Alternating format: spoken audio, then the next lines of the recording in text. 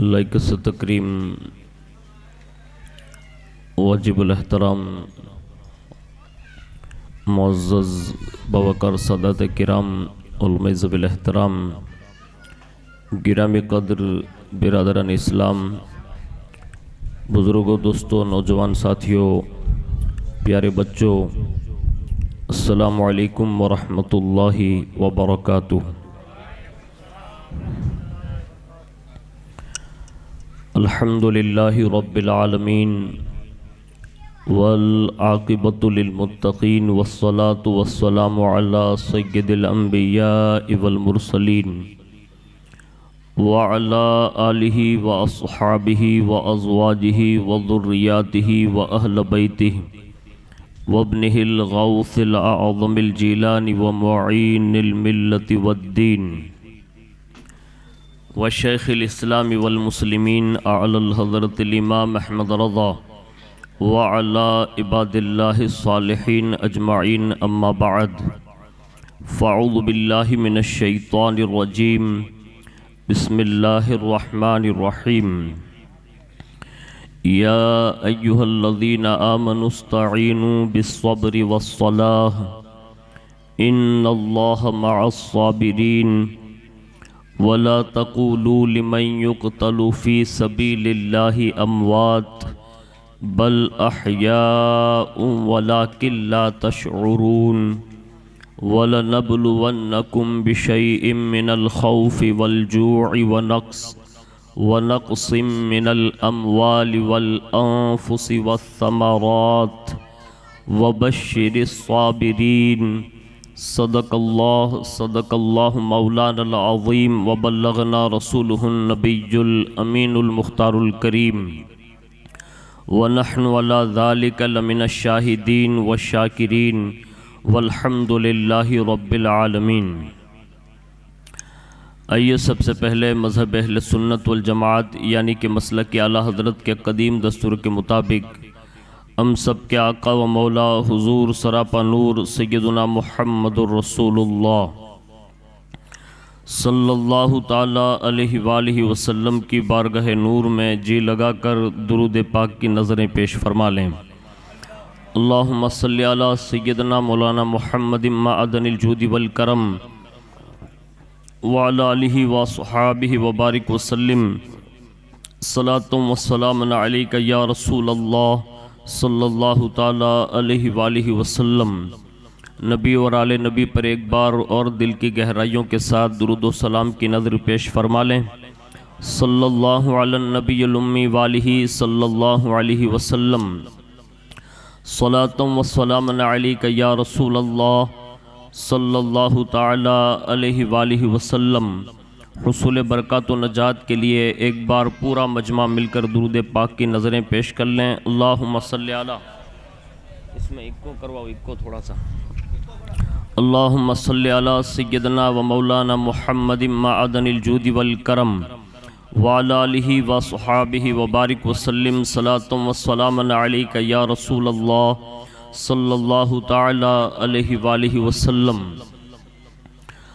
اللہ رب العزت کی توفیق سے اس کے پیارے محبوب صلی اللہ تعالی علیہ وآلہ وسلم کے تصدق سے بالخصوص پیران پیر روشن ضمیر سیدنا الشیخ عبدالقادر جیلانی سبحان اللہ المعروف غوث العظم دستگیر رضی اللہ تبارک و تعالی عنہ کی نگاہ عنایت سے ماہ محرم الحرام شریف کی 8ویں شب میں جشن امام عرش مقام سرکار امام حسین رضی اللہ تبارک و تعالی عنہ میں ہم اور آپ شرکت کی سعادتیں حاصل کر رہے ہیں۔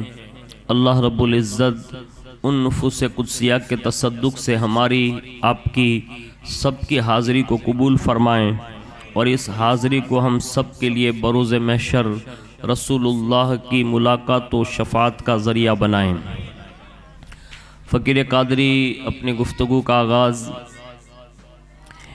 امام اہل سنت اعلیٰ حضرت عظیم البرکت مجدد دین و ملت الشاہ امام احمد رضا خان فاضل بریلوی علیہ الرحمت و رضوان کے ان اشعار کے ساتھ کرنے کی سعادت حاصل کرتا ہے جس میں امام نے حضرات امامین حسنین کریمین کی ذات والا صفات کا خطبہ پڑھتے ہوئے کہا کہ معدوم نہ تھا سایہ شاہ ثقلین، معدوم نہ تھا سایہ شاہ ثقلین، اس نور کی جلوہ گاہ تھی ذات حسنین، سبحان اللہ، اس نور کی جلوہ گاہ تھی ذات حسنین، تمثیل نے اس نور کے دو حصے کیے، آدھے سے حسن بنے اور آدھے سے حسین۔ سبحان اللہ، سبحان ایک اللہ۔ جگہ پر یوں کہتے ہیں، کیا بات رضا اس چمنستان کرم کی، کیا بات رضا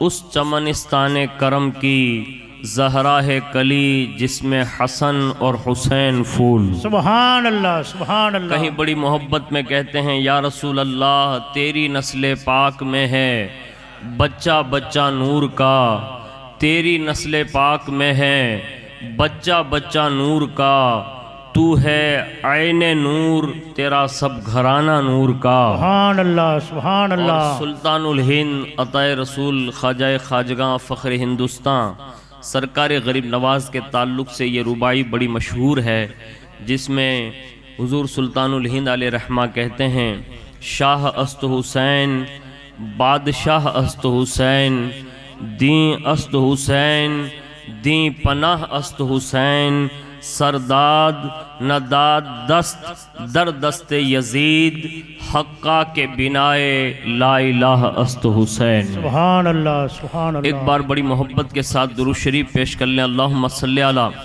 سیدنا مولانا محمد معدن الجود والکرم وعلی آلہ وصحابہ وبارک وسلم، صلاۃ و سلام علیک یا رسول اللہ صلی اللہ تعالی علیہ وآلہ وسلم۔ آج کی اس نشست میں جن لمحات میں ہم اور آپ شریک ہیں، میں تمہیدی کلمات بطور تبرک قرآن و حدیث کی روشنی میں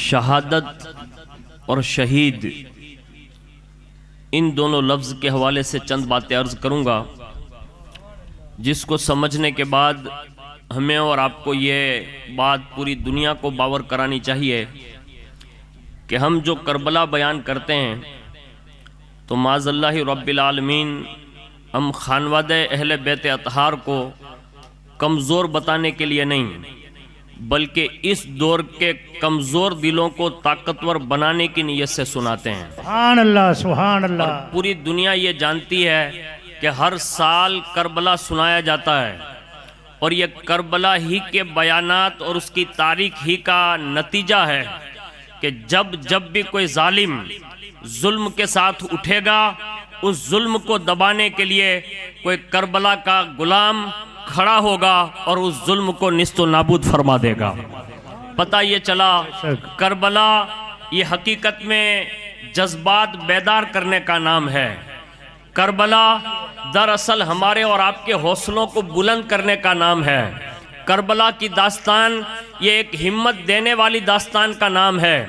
کربلا یہ دراصل ایک صبر کے پیغام کا نام ہے۔ کربلا ایک شہید کی زندگی کا ایک انوکھا آئیڈیل دینے کا نام ہے۔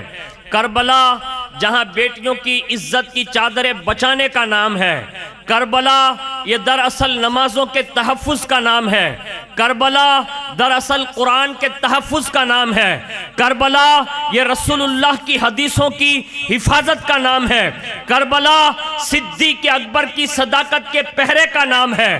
کربلا دراصل عمر بن خطاب کے عدل کے اس پیکر کے عکس کا نام ہے۔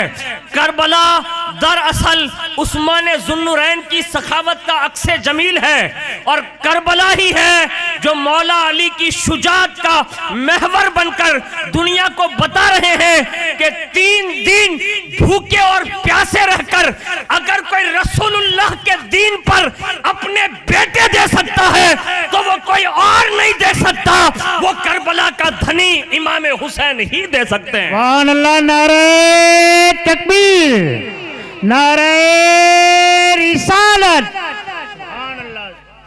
اور یہ کربلا کہ پوری داستان جن جن لوگوں نے پڑھی، پوری دنیا پڑھ رہی ہے، آج تو پڑھنے پڑھانے کا دور ہے، ایجوکیشن عام ہے، تو دیگر افراد امام حسین کو بھی پڑھ رہے ہیں اور وہ بھی جان گئے کہ امام حسین ہے کون۔ لیکن یاد رکھیں آج ہماری کمزوری ہو گئی کہ ہم جن کے ماننے والے ہو کر بھی کما حقہ امام حسین کے تعلق سے جان نہ سکے۔ اس لیے کسی نے، ایک شاعر نے درد بھری داستان کہی تھی کہ مسلمان کو تو بیدار ہو لینے دو، مسلمان کو تو بیدار ہو لینے دو، ہر قوم پکارے گی ہمارے ہیں حسین۔ سبحان اللہ۔ یہ وقت آئے گا، لیکن بیدار مسلمان ہوگا تب آئے گا۔ تو یہ چیزیں جو ہیں ہم لوگ اس لیے سناتے ہیں، اور آج کی نشست میں جتنا اللہ نے وقت میں برکت دی، میں حرف بحرف سنانے کی کوشش کروں گا۔ جب سے اللہ نے سمجھداری دی ہے، جب سے یہ داستان سنانے کا موقع میسر آیا ہے، تب سے لے کر آج تک مجھے المختصر کہنے کی عادت نہیں ہے۔ جو بھی کتاب میں لکھا ہوتا ہے پڑھ کے سنا دیتا ہوں، تو کوشش کیجئے گا کوئی بھی ایسی بات آپ کے ذہن سے نکلنے نہ پائیں، اور اس کو دل و جان سے سننے کے بعد یہاں سے اٹھیں تو ان شہداء کی شہادتوں کی لاج رکھتے ہوئے اپنی زندگی میں انقلاب پیدا کرنے کی کوشش کریں۔ سب سے پہلے اللہ رب العزت نے شہیدوں کے تعلق سے قرآن عظیم میں ارشاد فرمایا، وَلَا تَقُولُوا لِمَنْ يُقْتَلُ فِي سَبِيلِ اللَّهِ أَمْوَاتٌ بَلْ أَحْيَاءٌ وَلَكِنْ لَا تَشْعُرُونَ۔ فرمایا جو خدا کی راہ میں مارے جائیں انہیں مردہ نہ کہو بلکہ وہ زندہ ہے، اور فرمایا وَلَكِنْ لَا تَشْعُرُونَ، اور انہیں اور تمہیں ان کی زندگی کا شعور نہیں، یعنی ان کی زندگی کیا ہے اس کو ہم اور آپ سمجھ نہیں سکتے، لیکن قرآن یہ باور کرا رہا ہے بل احیاء، وہ زندہ ہے، اور اس کی زندگی جو ہے وہ صرف اللہ جانتا ہے کہ وہ کیسے زندہ ہے، لیکن ہمیں اور آپ کو یہ باور کرایا تمہیں اس چیز کا شعور نہیں ہو سکتا۔ آگے ایک کتاب میں اسی آیت کریمہ کا شان نزول لکھتے ہوئے مفسرین نے لکھا ہے کہ جب شروعات کا دور تھا لوگوں کو ظلماً شہید کیا جاتا تھا، یعنی مکی دور اگر آپ اٹھا کر دیکھیں تو بعض اصحاب ایسے بھی گزرے ہیں اور بعض صحابیات ایسی گزری ہے کہ جن کو بر وقت شہید کر دیا گیا، یعنی اسلام لانے پر انہیں مارا پیٹا اور اتنا ظلم کیا کہ انہیں شہید کر دیا گیا۔ اور اس کے بعد ایک سلسلہ شروع ہوا جنگ بدر کے بعد سے، ایک طویل عرصے تک جنگیں ہوتی رہی، تو لوگ آپس میں یہ ڈسکس کرنے لگے کہ عام مسلمان بھی مرتا ہے اور ایک مسلمان جنگ میں جانے کے بعد شہید ہوتا ہے، تو ان دونوں میں تفاوت کیا ہے، یعنی فرق کیا ہے، امتیاز کیا ہے؟ تو اس فرق کو واضح کرنے کے لیے اللہ رب العزت نے شہید کے رتبے کو بیان کیا، کہا ایک عام بندہ جو اپنے گھر مر جاتا ہے، سفر میں مر جاتا ہے، حجر میں مر جاتا ہے، کہیں بھی دنیا سے چلا جاتا ہے، اور اس کے مرنے میں اور اللہ کی راہ کے اندر مرنے والے میں فرق یہ ہے کہ وہ مرنے کے بعد اس کو لوگ مردہ کہتے ہیں، اور جو اللہ کی راہ میں مارے جاتے ہیں قرآن کہتا ہے انہیں مردہ نہ کہنا بل احیاء، بلکہ وہ زندہ ہے۔ سبحان اللہ۔ اس لیے آج بھی ہمارے یہاں شہیدوں کو زندہ کہا جاتا ہے، مردہ نہیں کہتے۔ یہ قرآن کی اس آیت سے اور اس کے شان نزول سے پتا چلا کہ اس میں فرق یہ ہے۔ دوسری آیت میں اللہ رب العزت نے یہ ارشاد فرمایا، وَلَا تَحْسَبَنَّ الَّذِينَ قُتِلُوا فِي سَبِيلِ اللَّهِ أَمْوَاتًا بَلْ أَحْيَاءٌ عِندَ رَبِّهِمْ يُرْزَقُونَ۔ فرمایا جو اللہ کی راہ میں مارے گئے ہرگز انہیں مردہ خیال نہ کرنا، بلکہ وہ اپنے رب کے پاس زندہ ہے اور وہ روزی دیے جاتے ہیں، یعنی باقاعدہ انہیں رزق بھی ملتا ہے۔ اس انداز میں یہ قرآن نے سچوٹ بات کہہ دی کہ یہ لوگ زندہ ہوتے ہیں۔ اللہ کے پیارے حبیب صلی اللہ علیہ وسلم فرماتے ہیں کہ بشارت ہے اس شخص کے لیے جو اللہ کی راہ میں مرا، یعنی دنیا سے گیا، اور بشارت ہے اس مرد مجاہد کے لیے جو اللہ کی راہ میں شہید کیا گیا۔ تو یہ رسول اللہ صلی اللہ علیہ وسلم نے شہداء کے حوالے سے بشارت عطا فرمائی، اور اس کی فضیلت حضور نے یوں ارشاد فرمائی، اجرک عند اللہ افضل و اعظم من الف شہید۔ فرمایا اللہ تعالیٰ کے نزدیک تیرا اجر، یعنی تمنا یہ شہادت کرنے والے سے کہا تیرا اجر اللہ کے یہاں 1000 شہداء سے بھی افضل و اعظم ہے. یعنی کوئی شہادت کی صرف تمنا کرے تو اس کے لیے یہ اجر ہے. آگے ارشاد فرمایا الشہداء اولیاء اللہ الشہداء رفقاء الانبیاء. فرمایا شہداء کرام اللہ کے خاص مقرب ولی ہوتے ہیں اور شہداء کرام انبیاء کے خاص دوستوں میں شامل کر دیے جاتے ہیں. تو یہ شہیدوں کی شان حضور نے بیان فرمائی. آگے ایک جگہ پر فرمایا یؤذن دم الشہداء فی المیزان یوم القیامہ وقطرۃ دمہ اثقل من جبل الاحد. فرمایا قیامت کے دن شہداء کے خون کا بھی وزن ہوگا اور ان کے خون کا ایک قطرہ احد پہاڑ سے بھی زیادہ وزنی ہوگا. یعنی اللہ تعالیٰ ان کے رتبے یوں بیان فرمائے گا قیامت کے دن. اور اللہ کے پیارے حبیب صلی اللہ علیہ وسلم نے ارشاد فرمایا شہیدوں کی روحوں کو اللہ سبز پرندوں کے جسموں میں ان کے رہنے کے لیے عرش الہی کے نیچے کندلیں لٹکائی ہے. جنت میں جہاں ان کا جی چاہتا ہے وہ سیر بھی کرتے ہیں اور جنت کی نعمتیں بھی تناول فرماتے ہیں. تو یہ خاص واضح الفاظ میں اللہ اس کے رسول نے شہید کی زندگی کو ہمارے اور آپ کے سامنے بیان فرمایا. اس کے سوا چند انعام اللہ کی جانب سے جو شہید کو دیے جاتے ہیں. سب سے پہلا انعام خون کا ایک قطرہ گرتا ہے اسی وقت اللہ اس شہید ہونے والے کی مغفرت فرما دیتا ہے. پہلا یہ اسی کے ضمن میں فرمایا جیسے اس کی روح نکلتی ہے, یعنی یہ تو پہلا قطرہ گرا بھی, لیکن جیسے روح نکلتی ہے اسی وقت اسے جنت میں اپنا مقام دکھا دیا جاتا ہے. سبحان اللہ سبحان. یعنی وہ روح قبض ہونے سے پہلے وہیں سے وہ دیکھ لیتا ہے کہ جنت میں میرا یہ بنگلہ ہے اور یہ محل ہے. دوسرا انعام اللہ اس سے قبر کے عذاب سے محفوظ فرما لیتا ہے.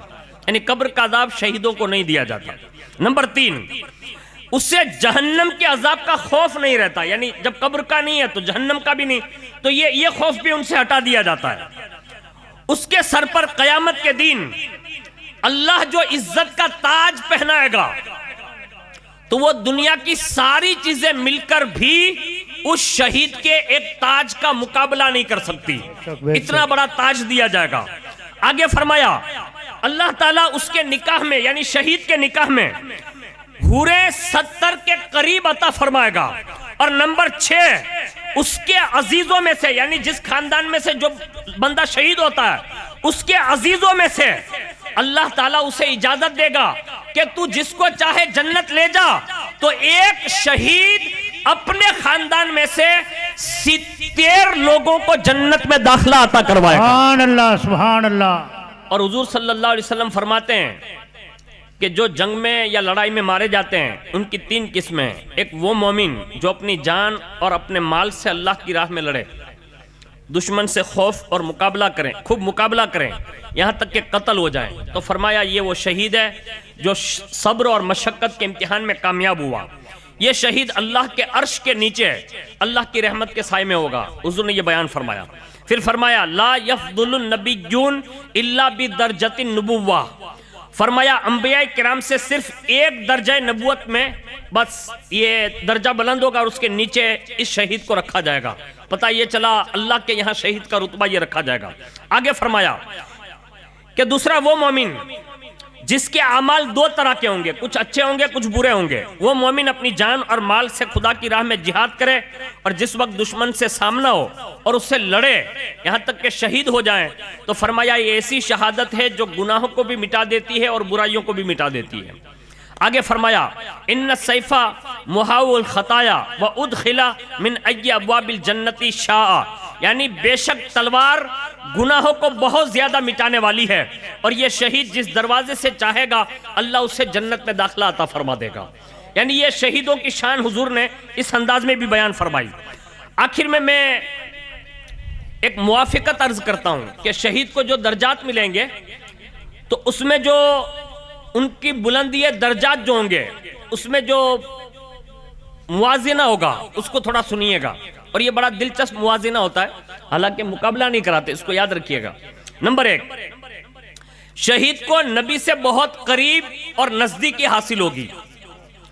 جیسے پیغمبر کی نیند، یعنی پیغمبر اگر کوئی سو جائیں تو ان کی نیند وضو کو نہیں توڑتی، اسی طرح شہید کی موت بھی ان کے غسل کو توڑتی نہیں ہے. یعنی یہ موازنہ ہے، یعنی اتنا قریب درجہ ہے. یہاں پیغمبر سو جائیں تو وضو نہیں ٹوٹتا، یہاں شہید ہو جائیں تو اس کا غسل نہیں ٹوٹتا.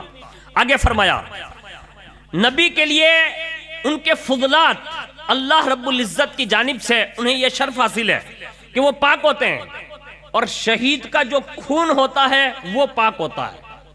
آگے فرمایا اگر نبی کا بول مبارک شریف یا شہید کا خون آلود کپڑا کنویں میں گر جائے تو کنواں ناپاک نہیں ہوتا. یہ ان کے مرتبے ہیں.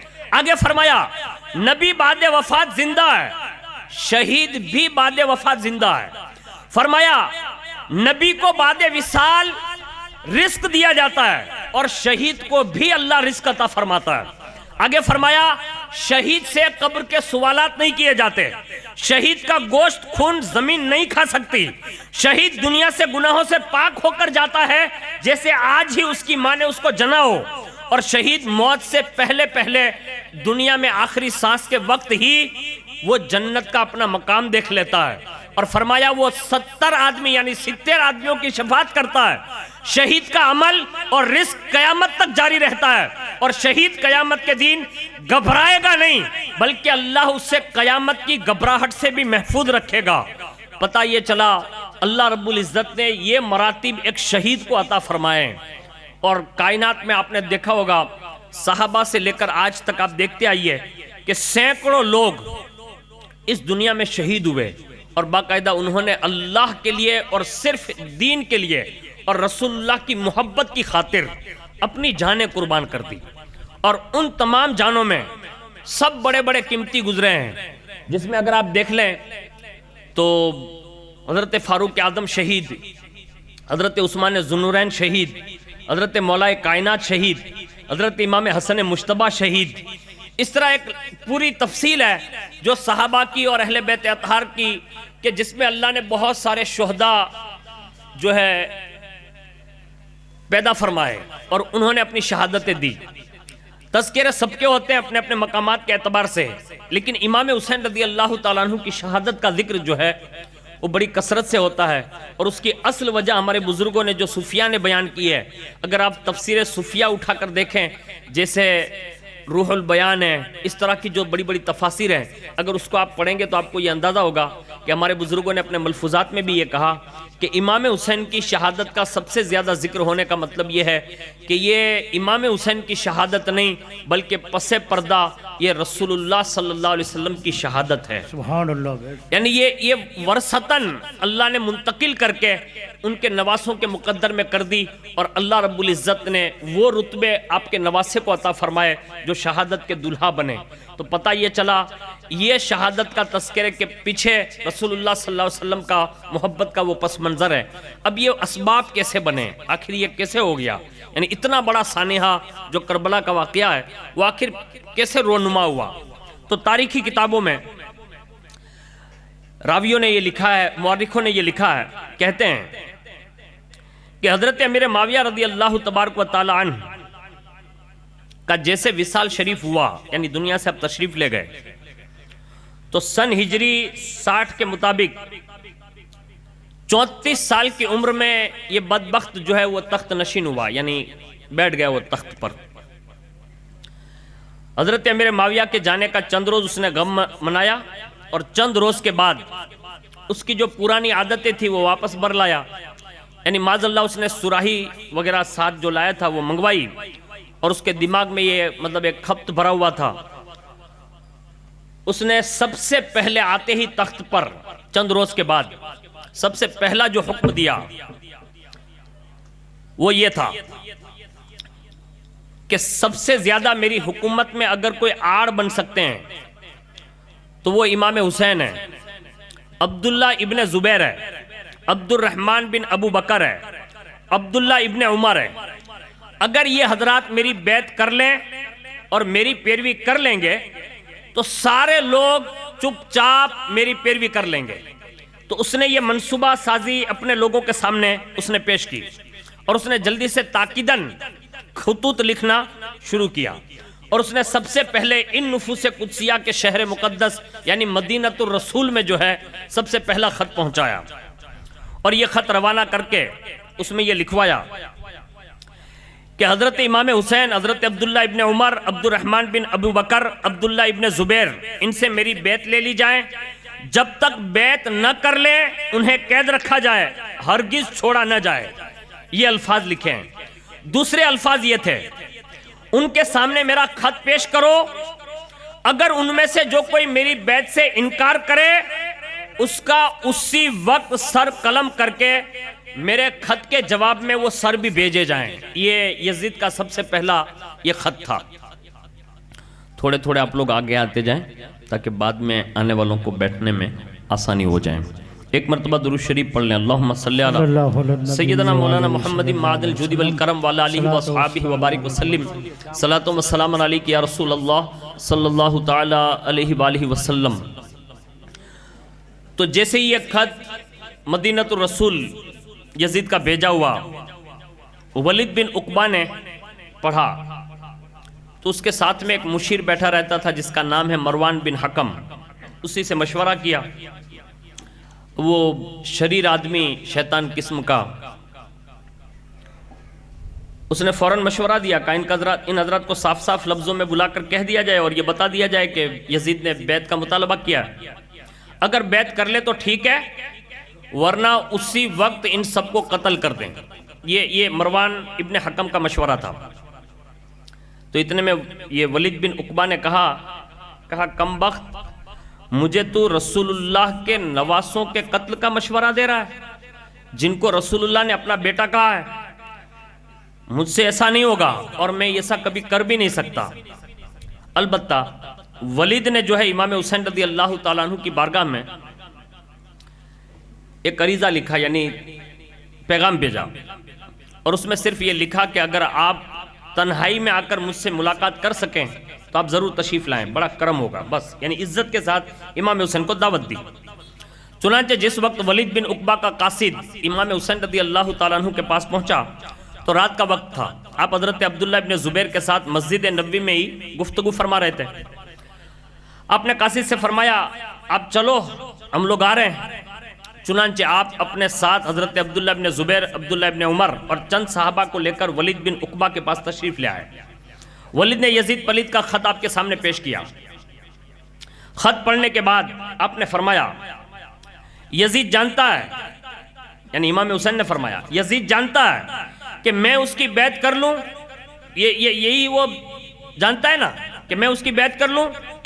تو آپ نے جواباً ارشاد فرمایا ولید بن عقبہ سے کہ اگر یزید یہ جانتا ہو کہ میں اس کی بیعت کر لوں تو میرا جواب یہ ہے، سب سے پہلا امام حسین نے یہ جواب دیا کہ مدینہ کے گورنر ولید بن عقبہ، ہم اہل بیت نبوت کے گھرانے کے لوگ ہیں، یعنی ہم رسول اللہ کے خاندان کے لوگ ہیں، اور ہمارا گھر عام گھروں کی طرح نہیں ہے، ہمارے گھروں میں فرشتوں کا آنا جانا رہا ہے، سبحان اللہ، سبحان یعنی فرشتوں کی آمد و رفت ہوتی ہے۔ اور سن، اللہ تعالیٰ نے ہمارا گھرانہ اتنا بلند و بالا فرمایا ہے کہ ان کے مد مقابل کسی کا خاندان نہیں، یعنی اس شان کا مالک اللہ نے ہمارے خاندان کو بنایا ہے۔ اور تم یہ بات کر رہے ہو کہ میں یزید فاسق، فاجر، شرابی، ظالم، قاتل اور فاسق کے معلن ایسے بندے کے ہاتھ میں ہاتھ دے دوں اور میں یزید کی خلافت کو تسلیم کر لوں، یہ کبھی نہیں ہو سکتا۔ یہ حضرت امام حسین نے اسی گورنر ہاؤس میں جو ہے یہ بات کہہ دی۔ اس پر ولید بن عقبہ نے عرض کیا حضور میری گزارش ہے آج رات آپ تھوڑا غور فرما لیں، کل صبح تشریف لائیں اور اپنی رائے کا اظہار کریں، یعنی یہ باتیں جلدی میں ہو گئی ہے تو کہیں غور و فکر نہ کیا ہو، ایسا بھی ہو سکتا ہے، تو آپ کل آئیں۔ اس پر امام حسین نے فرمایا اچھا ٹھیک ہے، آپ نکلنے لگے، اور جیسے نکلنے لگے نا تو وہ خبیث وہیں بیٹھا ہوا تھا مروان، اس نے کہا یہ موقع ہاتھ سے مت جانے دو، اگر یہ موقع چلا گیا تو پھر یہ ہاتھ نہیں آئیں گے، ابھی وقت ہے یا تو یہ بیعت کرے یا تو پھر ان کو قتل کر دے۔ مروان خبیث کی یہ جملے ابھی پورے ہوئے تو امام حسین واپس پلٹے اور پلٹ کر فرمایا او دنیا کے کتے، آج ہمارے یہاں اگر کوئی وہابی کو برا کہے، دیوبندی کو برا کہے، چکڑالوی کو برا کہے، اہل خبیث کو برا کہیں یا کالے کپڑے والوں کو برا کہے تو لوگ کیا کہتے ہیں کہ یہ مولویوں کو کیا ہو گیا کہ ان کا رد کر رہے ہیں؟ ہم کہتے ہیں یہ حسینی زبان ہے، یعنی ایسے لوگ ملے نا تو پھر ان کو یوں مخاطب کیا جاتا ہے، یعنی جو اللہ اس کے رسول کے دین کے دشمن ہو اور ناکارہ لوگ ہوں تو ان کو یوں جواب دیا جاتا ہے۔ اسی وقت مروان بن حکم سے امام حسین نے یہ کہا، اے دنیا کے کتے، ہم دنیا کے طلبگار لوگ نہیں ہیں، یعنی تو جو سمجھ رہا ہے وہ حسین ابن علی نہیں ہے، اگر تو یہ کہتا ہے کہ یہ مجھے قتل کر دیں تو ہی ہمت کر آگے بڑھ۔ پتہ یہ چلا 55 یا 56 سال میں بھی شجاعت حیدری زبان سے جھلکتی تھی، سبحان اللہ۔ یعنی یہ امام حسین کی جرت مندی ہے۔ فرمایا اگر تجھے یہ منصوبہ تو دے رہا، آگے آ، ابھی پتا چل جائے گا حق کسے کہتے ہیں باطل کسے کہتے ہیں۔ بے شک بے شک۔ یہ امام حسین کی جرت مندی اس عمر میں ہے۔ آگے سنیے، ولید بن عقبہ کو مخاطب کر کے فرمایا، ولید تو ہی بتا، یہ جو کہہ رہا ہے کیا میں کسی فاسق فاجر شرابی زانی اس کے ہاتھ میں دین کے معاملے میں بیعت کر لوں؟ میں کس طرح نانا جان کی امت کو غرق کر دوں، بتا، ولید بن عقبہ سے کہا۔ اب یہاں سے امام حسین رضی اللہ تعالیٰ عنہ کے اس طرز عمل سے ہمیں اور آپ کو بھی یہ ذہن میں رکھنا چاہیے کہ ہر کس و ناقص کے ہاتھ میں ہاتھ نہیں دے دینا چاہیے، کم از کم اپنی آخرت منسلک ہے ہماری پیران نظام سے، یاد رکھیے گا۔ میں کسی پیر صاحب کا مخالف نہیں، میں پیران نظام کا بڑا ادب کرتا ہوں الحمدللہ، لیکن ہر کس و ناقص کے ہاتھ میں ہاتھ مت دے دو۔ کم از کم اعلیٰ حضرت نے جو 4 شرطیں لکھی ہے نا، کم از کم یہ 4 شرطیں اگر مکمل ہو تو ہاتھ دینا چاہیے، اگر ایسا نہیں ہے نا تو پھر کوئی کامل پیر تلاش کرنا چاہیے، ورنہ یاد رکھیے گا قیامت کے دن رسول اللہ تک رسائی جو ہے نا وہ ہے بڑی مشکل، جس کو ہم اور آپ آسان سمجھ چکے ہیں، ایسا نہیں ہے۔ یہ امام حسین بتا رہے ہیں، سامنے یزید ہے، یہ ولید بن عقبہ ہے، آیا یزید کا خط ہے، اور یہ یزید صحابی کا بیٹا ہے نا، لیکن امام حسین بتا رہے ہیں کہ صحابی کا بیٹا بھی اگر شریعت کے خلاف ہو تو اس سے بھی مرید اور بیعت کرنا جائز نہیں ہے۔ یہ امام حسین کا فتویٰ، یہ کسی مولانا صاحب کا فتویٰ نہیں ہے، اس کو یاد رکھیے گا۔ لوگ کہیں کل بار یہ نہ پڑھ دیں کہ برکاتی پیران نظام کے خلاف تقریر کر کے گئے، ہرگز نہیں۔ امام حسین کا فتویٰ بتا رہا ہوں کہ صحابی کا ڈائریکٹ بیٹا اگر رسول اللہ کے دین کا مذاق اڑائے تو پھر اس سے بھی مرید ہونا جائز نہیں ہے۔ یعنی یہ صحابی کے بیٹے کے سامنے یہ اعلان ہے، اور یہ کون ہے؟ یہ رسول اللہ کا بیٹا خود اعلان کر رہا ہے، اور یہ جواب دیا۔ ولید نیچے سر کر لیا اور کہا کہ حضور آپ تشریف لے جائیں۔ اس کے بعد ولید نے مروان سے کہا، تجھ پر ملامت ہے، افسوس ہے، تو مجھے امام حسین کے قتل کا منصوبہ دے رہا ہے، مشورہ دیتا ہے، اور تو اپنا بھی دین ہلاک کرے گا اور مجھے بھی ہلاک کرے گا۔ واللہ لأنی قتلت حسینہ لو ان مال الدنیا وملکہا۔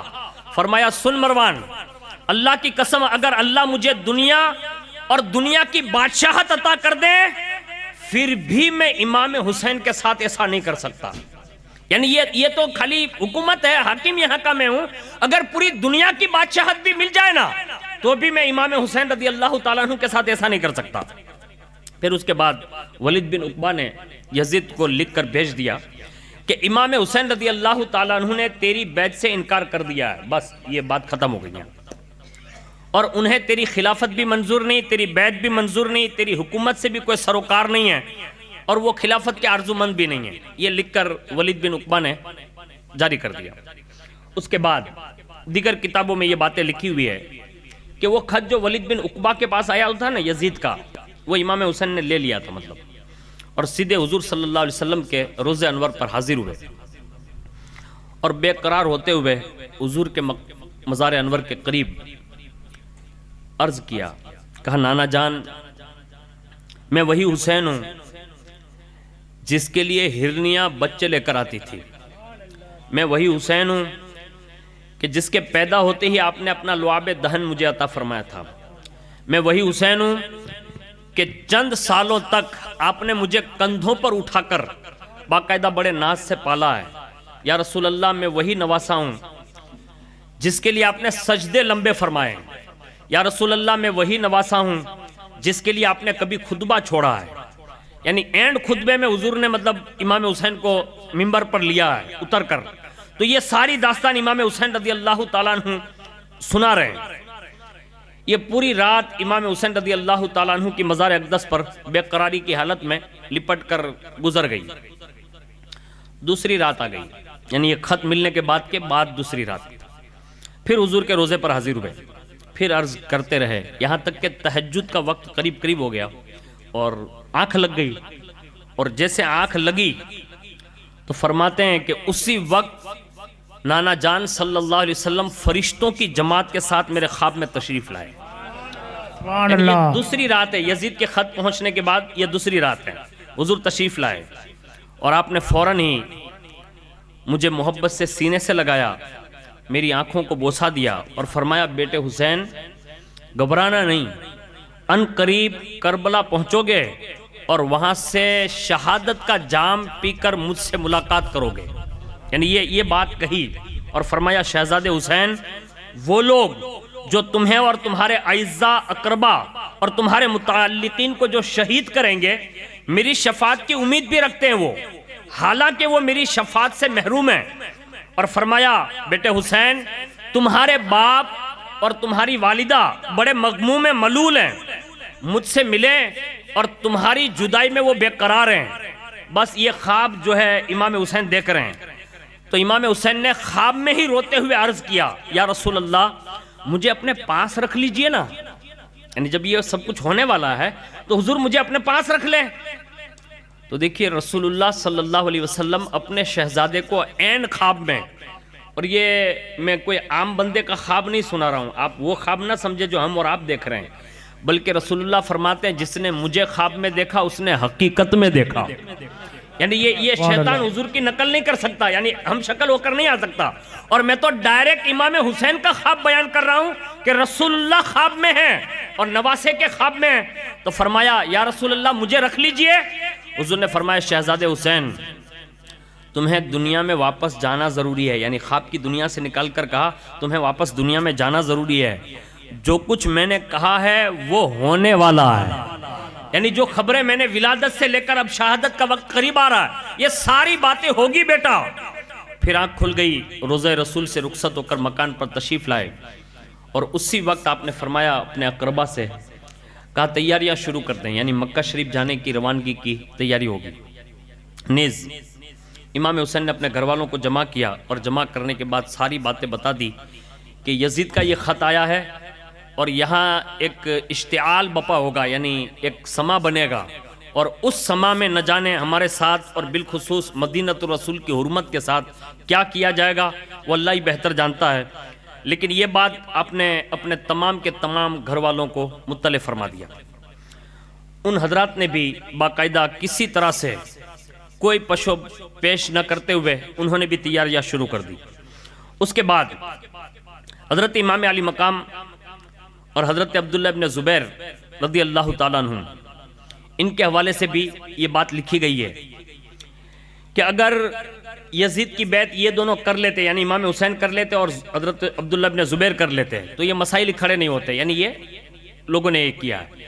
اور بعض لوگ یہ کہتے ہیں کہ امام حسین نے معاذ اللہ تقیہ کر لیا ہوگا، حالانکہ یہ تقیہ بھی نہیں تھا بلکہ ڈائریکٹ اعلان جنگ تھی یہ. یعنی یہ کلمت الحق بلند کرنے کا معاملہ تھا. یعنی مدینۃ الرسول چھوڑ کر حرمت مدینہ یعنی عزت مدینہ کا پاس و لحاظ کرتے ہوئے جو سفر کی ابتدا ہونے والی تھی یہ اس کی پہلی مطلب جھلک تھی جو امام حسین نے اپنے گھر والوں کے سامنے یہ پیش کر دی. اور اس کے بعد جیسے امام حسین رضی اللہ تعالیٰ عنہ نے سارے لوگوں کو یہ باور کرایا اور سب تیار ہو چکے، اب مدینہ چھوڑنے والے ہیں امام حسین، تو سب سے پہلے آپ نے ایک آیت پڑھی قرآن عظیم کی فَخَرَجَ مِنْهَا خَائِفًا يَتَرَقَّبُ قَالَ رَبِّ نَجِّنِي مِنَ الْقَوْمِ الظَّالِمِينَ. فرمایا تو وہ اس شہر سے نکلا ڈرتا ہوا اس انتظار میں کہ اب کیا ہوتا ہے. کہا ہے میرے رب مجھے ظالم قوم سے نجات عطا فرما. یہ امام حسین رضی اللہ تعالیٰ عنہ نے سب سے پہلے یہ آیت پڑھی اور اس کے بعد اپنے گھر والوں کو تیار کیا اور ساز و سامان جو ہے اونٹوں پر لگا دیا گیا.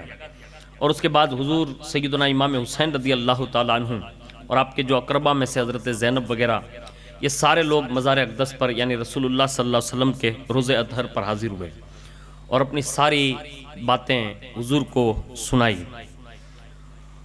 اب جو لوگ مدینہ شریف جاتے ہیں انہیں یہ احساس ہوتا ہوگا کہ امام حسین رضی اللہ تعالیٰ عنہ نے جب مدینہ شریف چھوڑا ہوگا تو ان کے دل پر کیا بیتی ہوگی۔ راویوں نے تو یہاں تک لکھا ہے، جو ان کے وہ تخیلات اور تصورات میں یہ پیش کیا ہے کہ ایسا لگتا ہوگا کہ حضور صلی اللہ علیہ وسلم کے روضہ انور پر لرزہ طاری ہوگا، یعنی حضور کی قبر انور ایسے لرز گئی ہوگی جب امام حسین خود حضور سے سنا رہے ہوں گے، ارے صدیوں کے بعد امتی جاتا ہے تو آج یہ حال ہے، تو مجھے بتاؤ جب امام حسین روضہ انور کے سامنے کھڑے ہوں گے تو کیسی کیفیت رہی ہوگی۔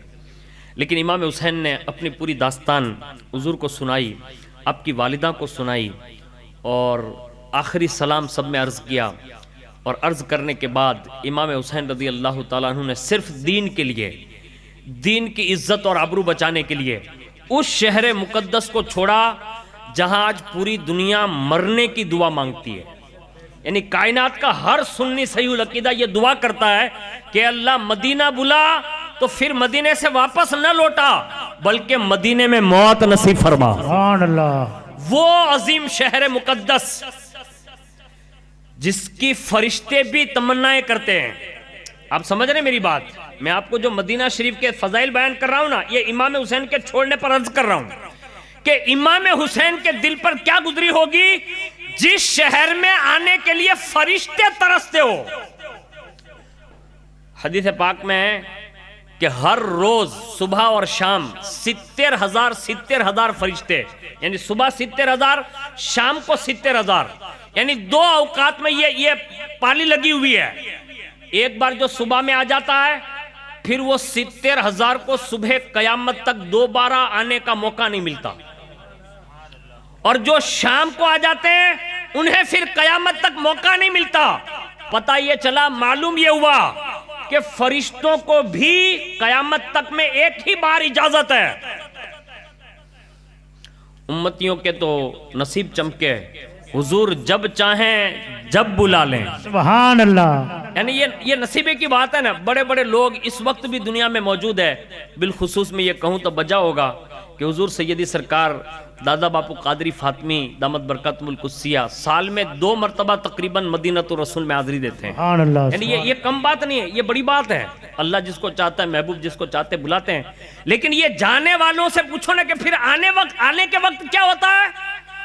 8 دن نہیں گزرتے، کہیں 10 دن رکنے کو ملتا ہے، کہیں 8 دن، کہیں 6 دن، اور اسی میں وہ سامان پیکنگ کرنے میں 2 دن نکل جاتے ہیں، 6 دن۔ اس 6 دن کے بعد جب آخری سلامی کے لیے لوگ حضور کی بارگاہ میں جاتے ہیں نا تو لوگ پچھاڑیاں کھاتے ہیں، روتے ہیں، گڑ گڑاتے ہیں، بہت روتے ہیں، حضور کی یاد میں جدائی میں روتے ہیں۔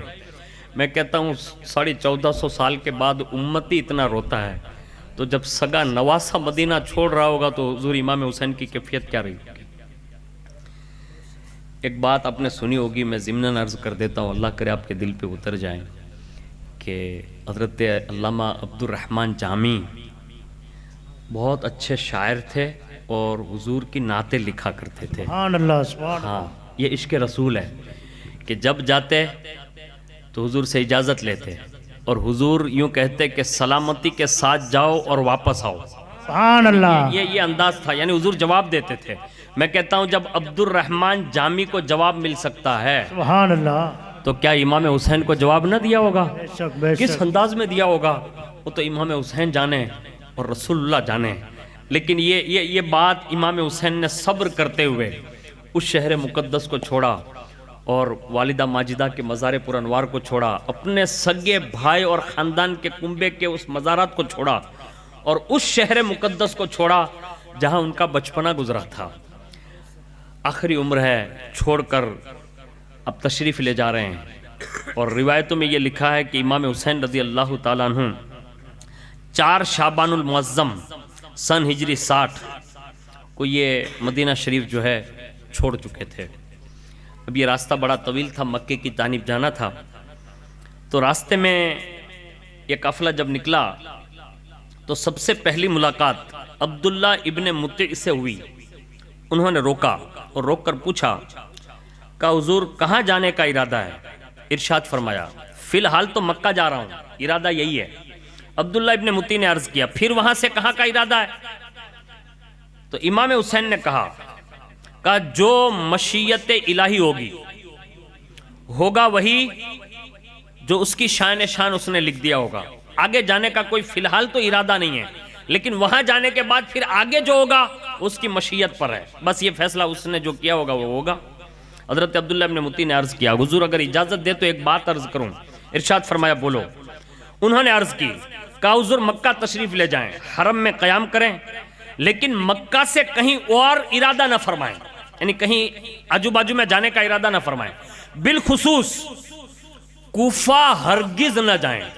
یہ جملہ حضرت عبداللہ ابن متی نے کہا کیونکہ کوفی اگر اصرار بھی کر کے آپ کے پاس خطوط لکھیں اور آپ کو بلائیں تو اس سے وفا کی کبھی امید نہ کریں۔ یہ پہلے بندے ہیں جو مل رہے ہیں اور کوفہ کے تعلق سے یہ جملے کہہ رہے ہیں۔ جب ان کو آپ کے مکہ آنے کی خبر ملے گی وہ آپ کو کوفہ بلانے کی کوشش کریں گے، مگر حضور کوفی لا یوفی یہ بڑا مشہور ہے، یعنی کوفہ والے یہ وفا نہیں کرتے، اس لیے آپ وہاں نہ جائیں۔ امام حسین نے فرمایا عبد الرحمن بن متی تم نے سچ کہا، اللہ تمہیں اس محبت کا صلہ جو ہے اس کا اجر عطا فرمائے کہ تم نے مجھے یہ مشورہ دیا اور باتیں کہی۔ پھر آپ آگے بڑھے۔ امام حسین جب مکہ پہنچے تو مکۃ المکرمہ میں داخل ہوتے وقت آپ نے یہ آیت پڑھی وَلَمَّا تَوَجَّهَ تِلْقَاءَ مَدْيَنَ قَالَ عَسَىٰ رَبِّي أَن يَهْدِيَنِي سَوَاءَ السَّبِيلِ، اور جب مدین کی طرف متوجہ ہوئے تو کہا امید ہے میرا رب مجھے سیدھی راہ چلائے گا۔ یہ آیت کریمہ آپ نے تلاوت فرمائی، اور اس کے بعد آپ کے مکہ شریف میں داخلے کے وقت جمعہ کا دن تھا، اور اہل حرم نے جب دیکھا کہ رسول اللہ کے صاحبزادے آئے ہیں یعنی امام حسین آئے ہیں، بڑی شان سے ان لوگوں نے آپ کا استقبال فرمایا اور پورا مکہ جو ہے خوش خصال ہے۔ اس کے بعد سب سے پہلے ذوق در ذوق لوگ آنے لگے، اس میں صحابہ کے اندر میں حضرت عبداللہ ابن زبیر آپ کی خدمت میں حاضر ہوئے جو امام علی مقام کے رضائی بھائی ہوتے تھے۔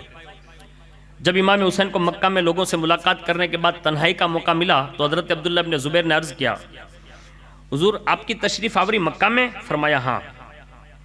کا سبب آپ نے پوری تفصیل بیان فرمائی کہ مدینہ شریف میں یہ حالات بن رہے ہیں اور میں نے یہ سوچا کہ یہ حالات بننے سے پہلے ہی میں مکہ شریف چلا جاؤں، اس لیے آ گیا ہوں۔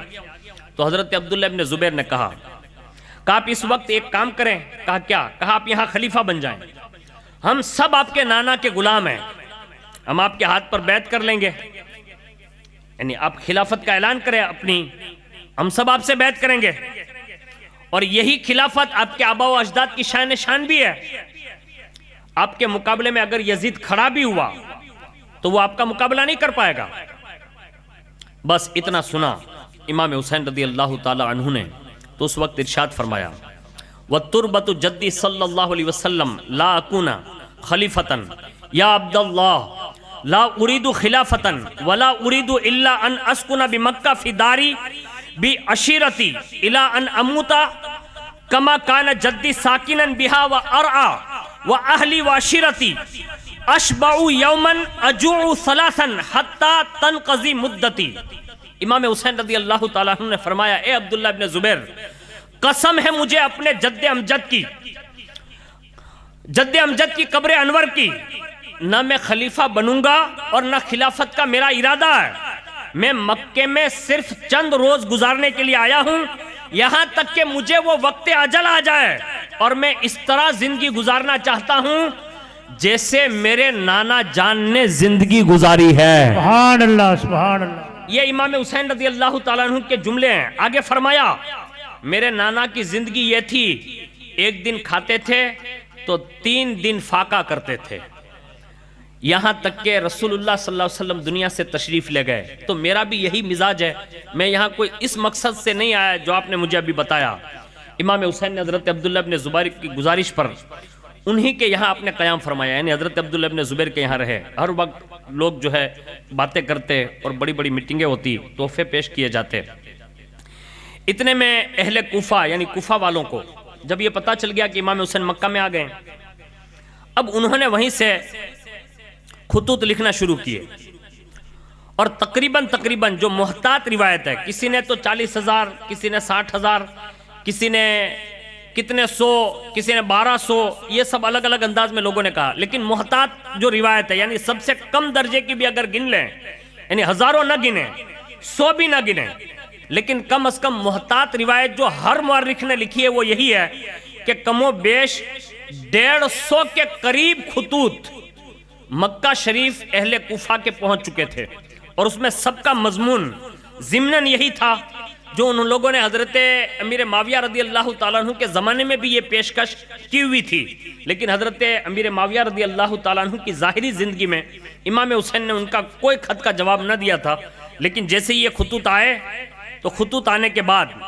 سارے کے سارے لوگوں نے امام حسین کے خطوط جب پڑھے اور امام حسین نے سب کو سنائے تو سب نے ایک ہی مشورہ دیا، کہا حضور ان کوفہ والوں پر بھروسہ نہ کیا جائے، اور آپ کو تو جانے کی اجازت ہی نہیں دیتے ہم لوگ، یعنی کسی بھی حال میں امام حسین مکہ نہ چھوڑے، یہ سب کی تمنا تھی، اور کوفہ کی طرف تو سفر مطلب مناسب ہی نہیں سمجھتے تھے، سارے لوگوں نے یہ بات باور کرا دی امام حسین کو۔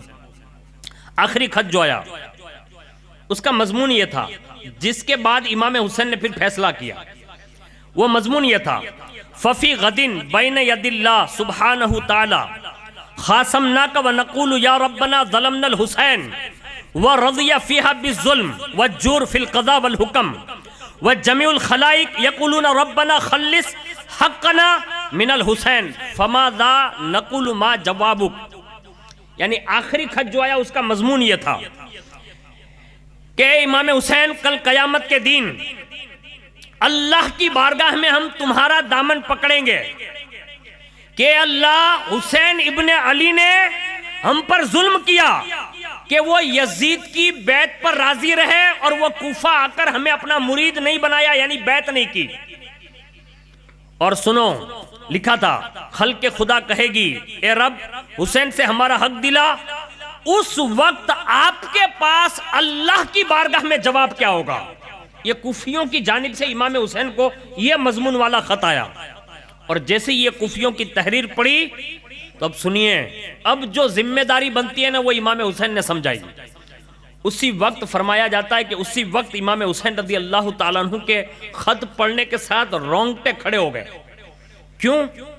یہ کوفیوں کی محبت میں نہیں، بلکہ ان کے دین کے معاملے میں جو انہوں نے یہ بات کہی نا کہ قیامت کے دین اللہ کی بارگاہ میں ہم یہ کہیں گے، اس وقت آپ اللہ کی بارگاہ میں کیا جواب دیں گے؟ بس اسی وقت امام حسین کی کیفیت بدلی، آنکھوں سے آنسو جاری ہو گئے، اور اسی وقت آپ نے یہ فیصلہ کیا، کہا کچھ بھی ہو جائیں ہم کوفہ کا سفر کریں گے۔ لیکن جیسے یہ فیصلہ کیا نا کہ ہم کوفہ کا سفر کریں گے تو سارے لوگ آ گئے، اس میں بڑے بڑے لوگ تھے، سب نے مشورے کیے، اور اس میں مشورے صحابہ نے اور صحابہ کے بڑے بڑے بیٹوں نے جو صاحبزادوں نے عطا فرمائے، اس میں یہ طے پایا، کہا حضور آپ نہ جائیں، خط بڑا مضمون ہے، ہم انکار نہیں کرتے کہ قیامت کے دن یہ معاملہ ہو سکتا ہے، لیکن آپ ایک بات ہماری بھی مان لیں کہ کم از کم آپ کوئی نمائندہ بھیجیں اور وہ جا کر وہاں چیک کریں اور پتہ لگائیں کہ وہاں حالات سازگار ہے کہ نہیں، اگر ایسا ہے تو پھر ہم آپ کو اجازت دیں گے، ہم آپ کے ساتھ چلیں گے۔ اس انداز میں صحابہ نے مشورے دیے، اور اس کے بعد حضرت مسلم رضی اللہ تعالیٰ عنہ کے حوالے سے یہ بات طے پائی۔ اب جو قاصد آئے تھے اس میں 3 لوگوں کا نام لکھا ہے، قیس بن صداوی، عمارہ بن عبداللہ سلول، عبد الرحمن بن عبداللہ ازد، یہ 3 لوگ آئے تھے۔ ان کے ساتھ امام حسین رضی اللہ تعالیٰ عنہ نے حضرت مسلم بن عقیل کو ان کے ساتھ روانہ کیا، کہا یہ تینوں آپ کو لے کر جائیں گے۔ حضرت امام مسلم رضی اللہ تعالیٰ عنہ نے سارے جو خاندان اہل بیت نبوت کے لوگ تھے ان سے سلام کلام کیا، حرم میں گئے، اور اس کے بعد وہاں سے مکہ شریف سے سب سے پہلے پھر مدینہ شریف آئے۔ مدینہ شریف گئے، روضہ رسول پر حاضری دی، ریاض الجنہ میں 2 رکعت نفل ادا فرمائی، اپنے گھر گئے، اور اپنے گھر جانے کے بعد سارے حالات بتائے، اور فرمایا کہ میں کوفہ جا رہا ہوں، آخری وصیت کرنے آیا ہوں، اور تم سب سے بھی گزارش ہے، گھر والوں سے کہا کہ تم یہاں سے مکہ چلے جاؤ، امام حسین رضی اللہ تعالیٰ عنہ وہاں موجود ہیں، اور وہاں ان کے ساتھ مل کر تم پھر کوفہ آ جانا جہاں میں جا رہا ہوں۔ تو اتنے میں حضرت مسلم بن عقیل کے 2 جو کم سن صاحبزادے تھے، حضرت محمد، حضرت ابراہیم، انہوں نے ضد کر لی، کہا حضور ہم دونوں آپ کے ساتھ چلیں گے، گھر والے جہاں بھی جائیں، مکہ جائیں، کوفہ جائیں، لیکن ہم لوگ آپ کے ساتھ چلنے والے ہیں، آپ جہاں بھی جائیں۔ حضرت مسلم رضی اللہ تعالیٰ عنہ نے ان کی بات جو ہے مان لی، اور تقریباً 5 شوال کو حضرت مسلم بن عقیل باقاعدہ کوفہ پہنچ گئے۔ 3 شعبان کو وہاں سے چلے تھے امام حسین مدینۃ الرسول سے، شعبان، رمضان اور شوال، یعنی تیسرا مہینہ ابھی شروع ہے، اور تیسرے مہینے میں کوفہ تک امام حسین کا نمائندہ اللہ اس کے رسول کا پیغام لے کر کوفہ پہنچ چکے ہیں۔ اور اس کے بعد آپ نے جہاں قیام فرمایا اس بندے کا نام بتایا جاتا ہے مختار ابن عبید ثقفی، اس کے گھر حضرت امام مسلم رہے۔ کوفہ میں آپ کی تشریف آوری کی خبر ہوئی، بڑی تیزی کے ساتھ لوگ آئے اور حضرت امام مسلم کے ہاتھ پر امام حسین رضی اللہ تعالیٰ عنہ کے نام سے بیعت ہونے لگے، اور اس کی تعداد یہ بتائی جاتی ہے کہ کم و بیش تھوڑے سے عرصے کے اندر 40,000 کوفی نے امام مسلم کے ہاتھ پر امام حسین کے نام پر بیعت فرما لی۔ یعنی لوگ آئے، ایسا بھی نہیں کہ کوئی مطلب یہ مخالفت ہوئی، فوری طور پر لوگ آنے لگے اور باقاعدہ یہ ساری باتیں ہونے لگی۔ اس میں کوفہ میں ایک جوش اور خروش بھی تھا۔ وہاں کے جو گورنر تھے جن کا نام حضرت نعمان بن بشیر صحابی، وہ اہل کوفہ کے گورنر تھے۔ اہل کوفہ نے ان کو مطلع کیا، کہا آپ کو پتا ہے؟ کہا کیا؟ کہا کہ آپ یزید کی طرف سے یہاں حاکم بنا کر رکھے گئے اور یزید کے خلاف یہاں مسلم بن عقیل بیعت لے رہے ہیں، تو آپ کا تو فرض بنتا ہے کہ آپ انہیں روکیں۔ تو حضرت مسلم بن عقیل کے خلاف حضرت نعمان بن بشیر نے کوئی بات نہیں کی، یعنی وہ خاموش ہو گئے۔ اس معاملے میں جو درست انہوں نے جانا تھا وہی انہوں نے کیا۔ اور ادھر مسلم بن یزید حضرمی، عمارہ بن ولید بن عقبہ نے کوفہ سے خفیہ طور پر یزید کے نام اطلاع لکھ دی، یعنی خطوط لکھ دیے کہ مسلم بن عقیل یہ کوفہ آ چکے ہیں، اہل کوفہ ان کی محبت میں سرشار ہے، اور ہزار لوگ ان کے ہاتھ پر بیعت ہو رہے ہیں اور امام حسین کی بیعت کر رہے ہیں۔ نعمان بن بشیر نے ابھی تک کوئی کارروائی نہیں کی ہے، اور اگر یہ چاہتے ہو کہ اگر تمہاری حکومت بچے تو پھر نعمان بن بشیر کو معزول کرو اور عبید اللہ بن زیاد کو یہاں لا کر بٹھاؤ، یعنی بصرہ سے ہٹاؤ، کوفہ بٹھاؤ۔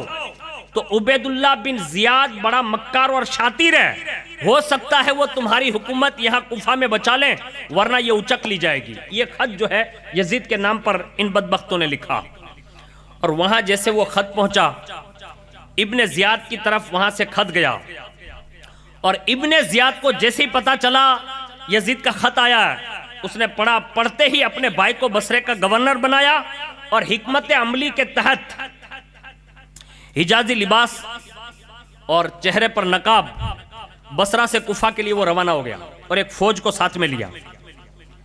اور جیسے ہی وہ کوفہ کے لیے روانہ ہوا تو اس نے دھوکہ یہ کیا لوگوں کے ساتھ، یعنی کوفہ والوں کے ساتھ، کہ مغرب اور عشاء کے درمیان وہ کوفہ میں داخل ہونے کا معاملہ، یعنی اس نے ٹائم سیٹ کیا، اور جو سوار جو پوری فوج تھی اس سے کہا کہ تم یہ راستے پر چلو، میں یہ مکے کے راستے پر چلتا ہوں، یعنی جہاں سے مکے والے داخل ہوتے ہیں وہیں سے وہ داخل ہوتے ہیں۔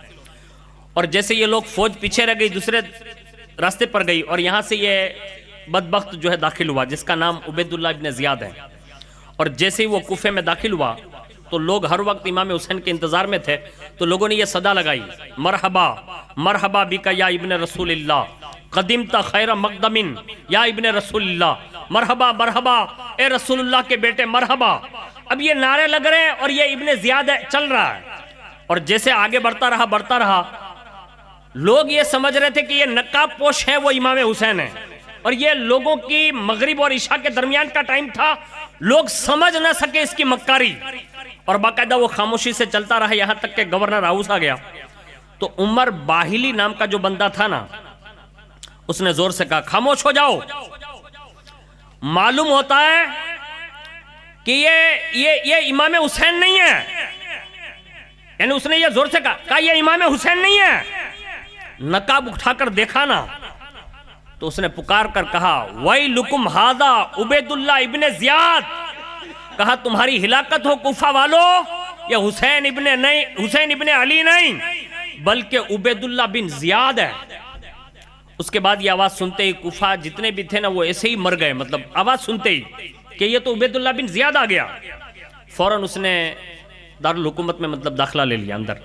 صبح اس نے نعمان بن بشیر سے ملاقات کی اور اس نے ایک جملہ کہا نعمان آپ نے حکومت کی نمک حرامی کی، یعنی یہ صحابی رسول سے اس نے بکواس کی، اور امام حسین کے تم طرفدار ہو گئے، مسلم بن عقیل کوفہ میں تسلط کر رہے ہیں اور آپ اطمینان سے دیکھ رہے تھے. یعنی جو بھی اس کے الفاظ آئے اس نے بکے. یہ لو یزید کا حکم نامہ اس نے پیش کیا. نعمان بن بشیر نے اپنی معزولی کا حکم سنتے ہی کہا ابن زیاد اگر ابن رسول کی طرف داری نمک حرامی کا کام ہے تو تجھ جیسا حلال خور میں بننا نہیں چاہتا. یعنی یہ تانا دیا اس کو. یہ کبھی کبھی کہا جاتا ہے نا کہ بھائی آپ بہت پہنچے ہوئے ہیں، لوگ تانا دیتے ہیں نا کبھی کبھی، تو یہ تانا دیا. کہا اگر ابن رسول کی طرفداری کرنا نمک حرامی کا کام ہے تو تجھ جیسا میں حلال خور بننا نہیں چاہتا. میں نے وفاداری سے کام کیا ہے اور اس پر مجھے یہ صلہ ملا ہے. مجھے حکومت کی کوئی پرواہ نہیں ہے. اگر میرا ایمان سلامت ہے تو سب کچھ سلامت ہے. سبحان اللہ سبحان اللہ. اس دور میں بھی ہمیں اور آپ کو یہ نعرہ لگانا چاہیے جو نعمان بن بشیر نے لگایا ہے کہ اس دور میں اگر لوگ یہ دعویٰ کر لیں جو آج امام حسین کے نام پر لوگ دعوے دار ہیں کہ ہم یہ کرتے وہ کرتے ہیں، میں نے کہا آپ جو بھی کرتے ہیں سراسر امام حسین کے نانا کی شریعت کے خلاف کر رہے ہیں. اور اگر کہے کہ امام صاحب سید صاحب پیران اعظام یہ کمیٹی والے یہ سب کچھ نہیں کرتے تو میں نے کہا اگر ہمارا ایمان سلامت ہے تو ہمارا سب کچھ سلامت ہے. سبحان اللہ. ہمارے لیے یہی بہت بڑی بات ہے کہ ہم ممبروں پر بیٹھ کر اسٹیجوں پر بیٹھ کر ذکر امام حسین کر رہے ہیں. سبحان اللہ. یہ بہت بڑا کام ہے، اس کو لوگ ہلکے میں نہ لیں. یہ نعمان بن بشیر نے اس وقت حکومت کے مد مقابل کہا تھا کہا اگر حکومت چلی جائے تو کیا ہوا، میرا ایمان تو بچا لیا گیا نا، یعنی میں اسی میں خوش ہوں. نعمان بن بشیر یہ اٹھ کر جانے لگے تو ابن زیاد نے آپ کو اپنے پاس نظر بند کر لیا. کہا آپ یہیں رک جاؤ، یعنی اسی میں رکھ لیا. اس کے بعد ابن زیاد نے جمعہ مسجد میں جو کوفہ کی جامع مسجد تھی اس میں لوگوں کو جمع کرنا شروع کیا. سب جمع ہو گئے اور جیسے ہی ممبر پر چڑھا اور لوگوں کو اس نے سخت لہجے میں لوگوں کو ڈرایا اور اس نے معاذ اللہ ایسی ایسی باتیں کی کہ لوگ اس کی دھمکیوں سے ہی مطلب وہ بزدلانہ کیفیت تھی نا سب کی وہ سامنے ظاہر ہو گئی. اور جب وہ باہر نکلے نا کوفی لوگ جامع مسجد سے تو آپس میں کہتے تھے یہ تو دو بادشاہوں کی لڑائی ہے معاذ اللہ، جیسا کہ آج ذاکر نائک بک رہا ہے، جیسے کہ آج کل یہ اہل حدیث لوگ یہی کہتے ہیں کہ یہ جو مولانا لوگ بیان کرتے ایسا کچھ ہوا ہی نہیں ہے، یہ تو معاذ اللہ دو بادشاہوں کی لڑائی ہے. پتہ یہ چلا یہ انہی کی زبان ہے جو کوفہ والے بکتے تھے. یہ آج کے دور کے یہ کوفی لوگ ہیں. تو کہا یہ دو بادشاہوں کی لڑائی ہے، ہمیں اس میں کیا دخل اندازی کرنا چاہیے، ہمیں امام مسلم کا ساتھ کیوں دینا چاہیے اور یزید کی مخالفت بھی کیوں. بس یہ کہہ کر سارے کے سارے مسجد سے نکل گئے. عصر کی نماز کے وقت مسلم بن عقیل رضی اللہ تعالیٰ عنہ فرماتے ہیں کہ میں مسجد آیا تو فرماتے ہیں کہ میرے ساتھ کوئی نہیں تھا. نماز سے جب فارغ ہوا مسجد سے باہر آیا تو ایک لڑکا مسجد کے دروازے پر نظر آیا. آپ نے اسے فرمایا بیٹا آج کوفہ والے تھوڑے بدلے بدلے لگ رہے ہیں، یعنی ان کے منہ اترے ہوئے ہیں، یہ حال کیوں ہے؟ تو اس جوان لڑکے نے کہا حضور آپ کو یہ پتہ نہیں کہ یزید کے کہنے کے مطابق عبید اللہ بن زیاد یہاں آ چکا ہے اور جو آپ کے نانا جان کے صحابی نعمان بن بشیر تھے وہ معزول کر دیے گئے ہیں اور تمام اہل کوفہ آپ کے خلاف اور امام حسین کے خلاف بھڑکا دیے گئے ہیں. جب آپ نے یہ سنا نا تو امام مسلم رضی اللہ تعالیٰ عنہ فرماتے ہیں کہ یہ جوان کی بولی سن کر سب سے پہلے میرے دل پر جو کھٹکا گزرا نا وہ یہ تھا کہ میں نے امام حسین کو آتے ہی خط لکھ دیا تھا اور مجھے یہ خدشہ لاحق ہوا کہ میرا خط پہنچا ہوگا اور میرا امام وہاں سے نکل چکا ہوگا. اب جب کوفے کی یہ حالت ہے تو پھر امام حسین یہاں آئیں گے نا تو پھر امام حسین کے ساتھ کیا ہوگا وہ تو اللہ ہی بہتر جانتا ہے. بس یہ امام حسین کو امام مسلم کو جو ہے یہ فکر لاحق ہو گئی.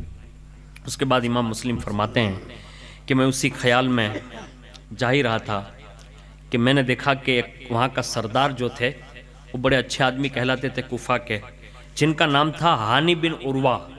اور یہ پورے کوفہ میں یہ مشہور تھے کہ یہ رسول اللہ کے خاندان کے بڑے محب ہیں، یعنی محبت کرنے والے ہیں۔ تو چل کر سوچا لاؤ ان سے ہی مشورہ کر لیتے کہ جب حالات یہ بن گئے ہیں تو اب کرنا کیا چاہیے۔ میں ان کے گھر گیا اور اس کو حضرت علامہ ابو اسحاق اسفرائینی نے یہ روایت نقل کی ہے کہ جب حضرت ہانی کے مکان پر گئے تو دیکھا کہ حضرت ہانی بیمار ہیں۔ امام مسلم کی آواز سنتے ہی بڑی تعظیم کے ساتھ اٹھ کر بیٹھ گئے اور اپنے سامنے ان کو بٹھایا۔ تو کہا کہ کیا بات ہے؟ کہا کہ قصہ یہ ہے کہ ابن زیاد یہاں بھی کوفہ میں آ چکا ہے اور میں ابھی نماز عصر پڑھ کر واپس ہو رہا ہوں۔ کہا ہاں۔ کہا کہ کوفہ کے لوگ بدلے بدلے دکھے مجھے، تو میں نے ایک جوان سے پوچھا تو اس نے ساری یہ باتیں بتائی۔ یہ قصہ امام مسلم حضرت ہانی سے بیان کر رہے ہیں۔ تو کہا حضور بات آپ کی بالکل صحیح ہے، اگر ابن زیاد آیا ہے تو وہ ایسا کر چکا ہوگا، لیکن میں آپ کو ایک رائے دیتا ہوں۔ کہا کیا؟ کہا وہ جو آیا ہے نا وہ ہے میرا بڑا دوست گہرا۔ کہا ہاں، اس میں دو رائے نہیں، لیکن میں ہوں نا اپنی دوستی سے زیادہ رسول اللہ کی اہل بیت کی دوستی کو اہمیت دیتا ہوں۔ سبحان اللہ۔ یہ حضرت ہانی کا پہلا جملہ ہے۔ کہا میں رسول اللہ کے خاندان کی محبت کو اہمیت دیتا ہوں۔ سنو، اس کو جب پتا چلے گا نا کہ میں بیمار ہوں تو میری خبر پرسی کے لیے آئے گا۔ کہا ہاں۔ کہا آپ ایک کام کرنا، میں اشارے کروں گا 3، اگر آپ سمجھ جائیں گے تو آپ اسی وقت اس کو قتل کر دینا تاکہ یہ معاملہ یہاں ٹھنڈا ہو جائے۔ یعنی اتنا سب کچھ ہو چکا ہے کہ پورا کوفہ اگر مخالفت میں کھڑا ہے تو اب آپ کے بچنے کے اور میرے بچنے کے چانسز تو بڑی دور کی بات ہے، اب آگے کیا ہوگا نہیں معلوم، لیکن یہ بدبخت آیا ہے اسی کو ڈھا دیتے ہیں تاکہ قصہ ہی پاک ہو جائے، یعنی یہاں کوفے کا یہ مسئلہ ہی نہ رہے۔ حضرت امام مسلم فرماتے ہیں کہ رائے بڑی اچھی ہے، پسند کرتا ہوں، ٹھیک ہے۔ اس کے بعد ابن زیاد نے سب کے حالات معلوم کیے، بڑے بڑے مالداروں کو تو بلا ہی لیا تھا، تو اس نے پوچھا ہانی کا کیا حال ہے؟ وہاں گورنر ہاؤس میں ابن زیاد نے کہا ہانی کا کیا حال ہے؟ اب تک وہ مجھ سے ملا نہیں۔ تو لوگوں نے بتایا وہ بیمار ہے۔ اب جب یہ سنا تو دوست پکا تھا اس زمانے کے اعتبار سے، دونوں کی دوستی گہری تھی، تو وہیں سے وہ گورنر ہاؤس سے نکلا، کہا چلو عیادت کریں گے، یعنی اس کی بیمار پرسی کریں گے۔ وہ آیا اور جب آپ کے پاس آ کر بیٹھ گیا حضرت ہانی کے پاس، تو ابن زیاد نے کہا کہ مسلم بن عقیل نے امام حسین کے حق میں یہاں بیعت لینا شروع کیا تھا، اور معاذ اللہ اس کی زبان میں اس نے بہت ساری باتیں کی، اور اس میں سے ایک جملہ یہ تھا کہ معاذ اللہ انہوں نے فتنہ کھڑا کر رکھا تھا تو مجھے یہاں بھیجا گیا اور میں حاکم مقرر ہو گیا ہوں۔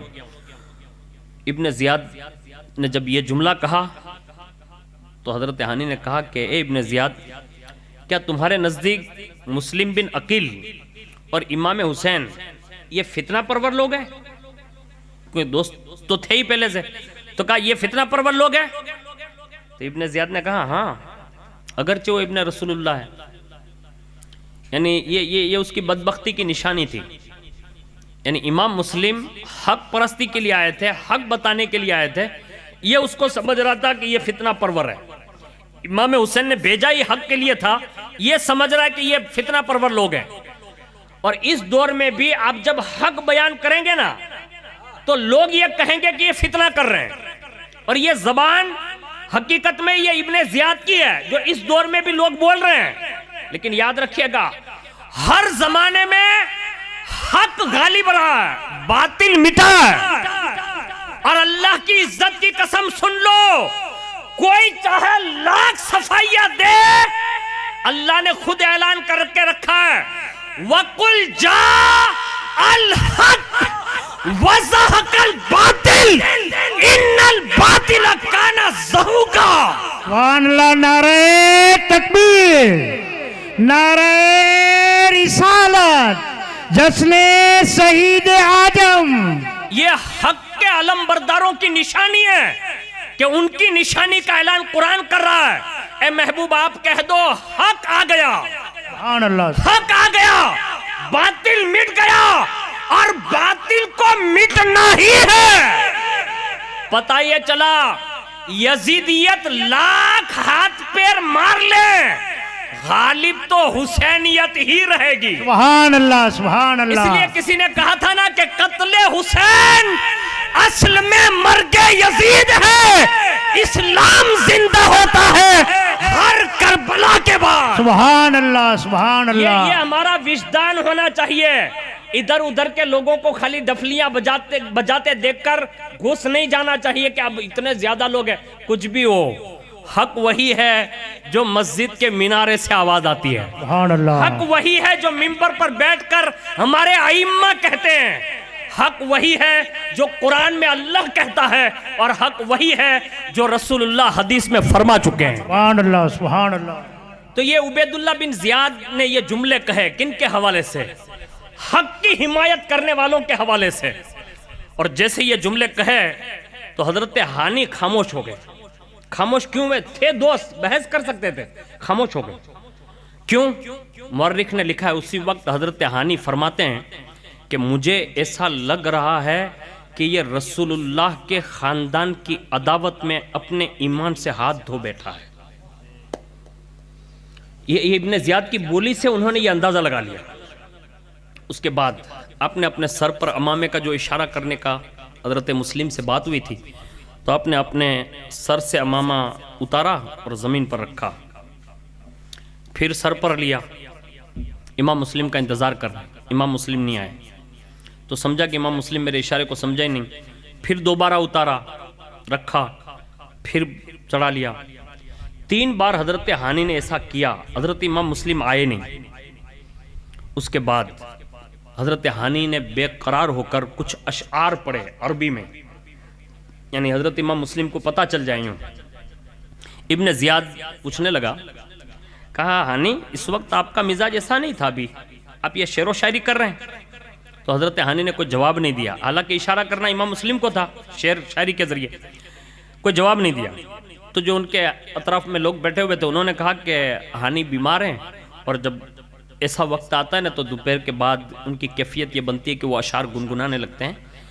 تو ابن زیاد نے کہا ٹھیک ہے. اور ایک روایت میں یہ ہے کہ ابن زیاد کا جو بوڈی گارڈ آیا تھا نا، اس نے یہ 3 اشارے حضرت ہانی کے جو دیکھے نا امامہ اتارنے کے، تو وہ پہچان گیا، یعنی بھاپ گیا. اور اس نے فوراً ابن زیاد سے کہا آپ کی جان کو یہاں خطرہ ہے، نکلو.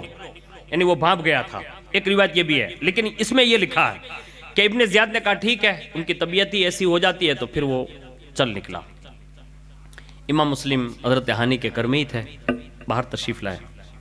حضرت ہانی کے پاس بیٹھ گئے. حضرت ہانی نے کہا حضور آپ کو کیا ہو گیا؟ یہ سب سے بڑی بلا یہیں بیٹھی ہوئی تھی، ایک جھٹکا مارتے یہ بلا دور ہو جاتی، یعنی اس کا معاملہ ہی ختم ہو جاتا، اور آپ نکلے بھی نہیں. مجھے تو بڑا صدمہ ہوا. حضرت امام مسلم نے حضرت ہانی کو تسلی دیتے ہوئے ارشاد فرمایا، ہانی جو تمہارا خیال تھا نا وہ خیال میرا بھی تھا، یعنی آپ نے جو سوچا تھا وہ میں نے بھی سوچا تھا، لیکن ہمارے ارادوں پر بھی اگر کسی کی مشیت غالب ہے تو وہ اللہ کی مشیت غالب ہے. یعنی ہمارے ارادوں سے کچھ نہیں ہوتا، ہوگا وہی جو رب کی طرف سے ہوگا.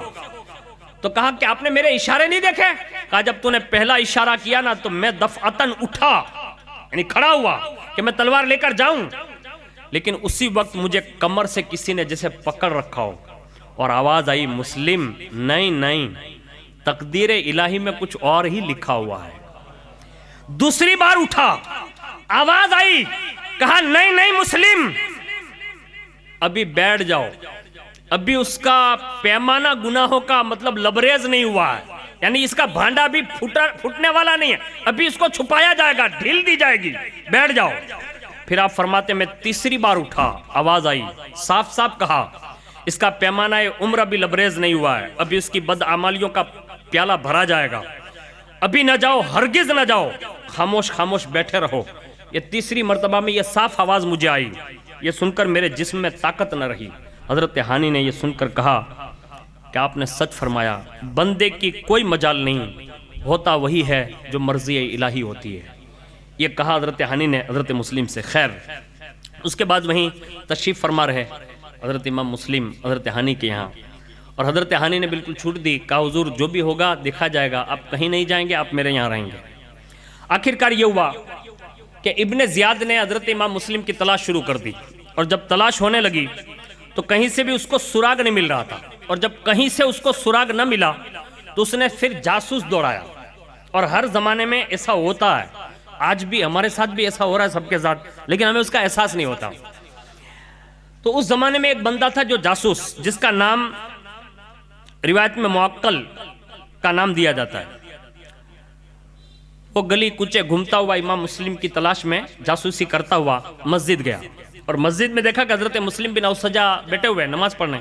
نماز سے فارغ ہوئے، وہ قریب گیا، سلام کیا، اور اس نے کہا کہ میں ملک شام سے آیا ہوں. یہ معقل نے کہا، حالانکہ یہ وہاں سے آیا نہیں تھا، یہ تھا جاسوس، لیکن امام مسلم کا پتہ لگانا چاہتا تھا. وہ اس نے کہا میں ملک شام سے آیا ہوں، اہل بیت کا محب ہوں.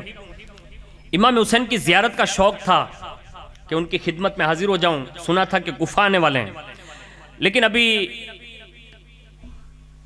میں نے مکے میں جا کر امام حسین کی ملاقات کی تو میں نے ان کو فکر مند پایا. میں نے پوچھا تو انہوں نے یہ بتایا کہ میں نے امام مسلم کو کوفہ بھیجا ہے اور ان کی فکر میں تھے، تو مجھے انہوں نے بھیجا ہے کہ تم جاؤ اور یہ 3000 درہم جو ہے نا وہ ان کو دے دو. اب حضرت مسلم بن اوسجہ نے کہا کہ بھائی نمازی تو اور بھی تھے، دوسرے لوگ بھی تھے، تم نے مجھے ہی کیوں چنا، مطلب کہ میں حضرت مسلم کو جانتا ہوں.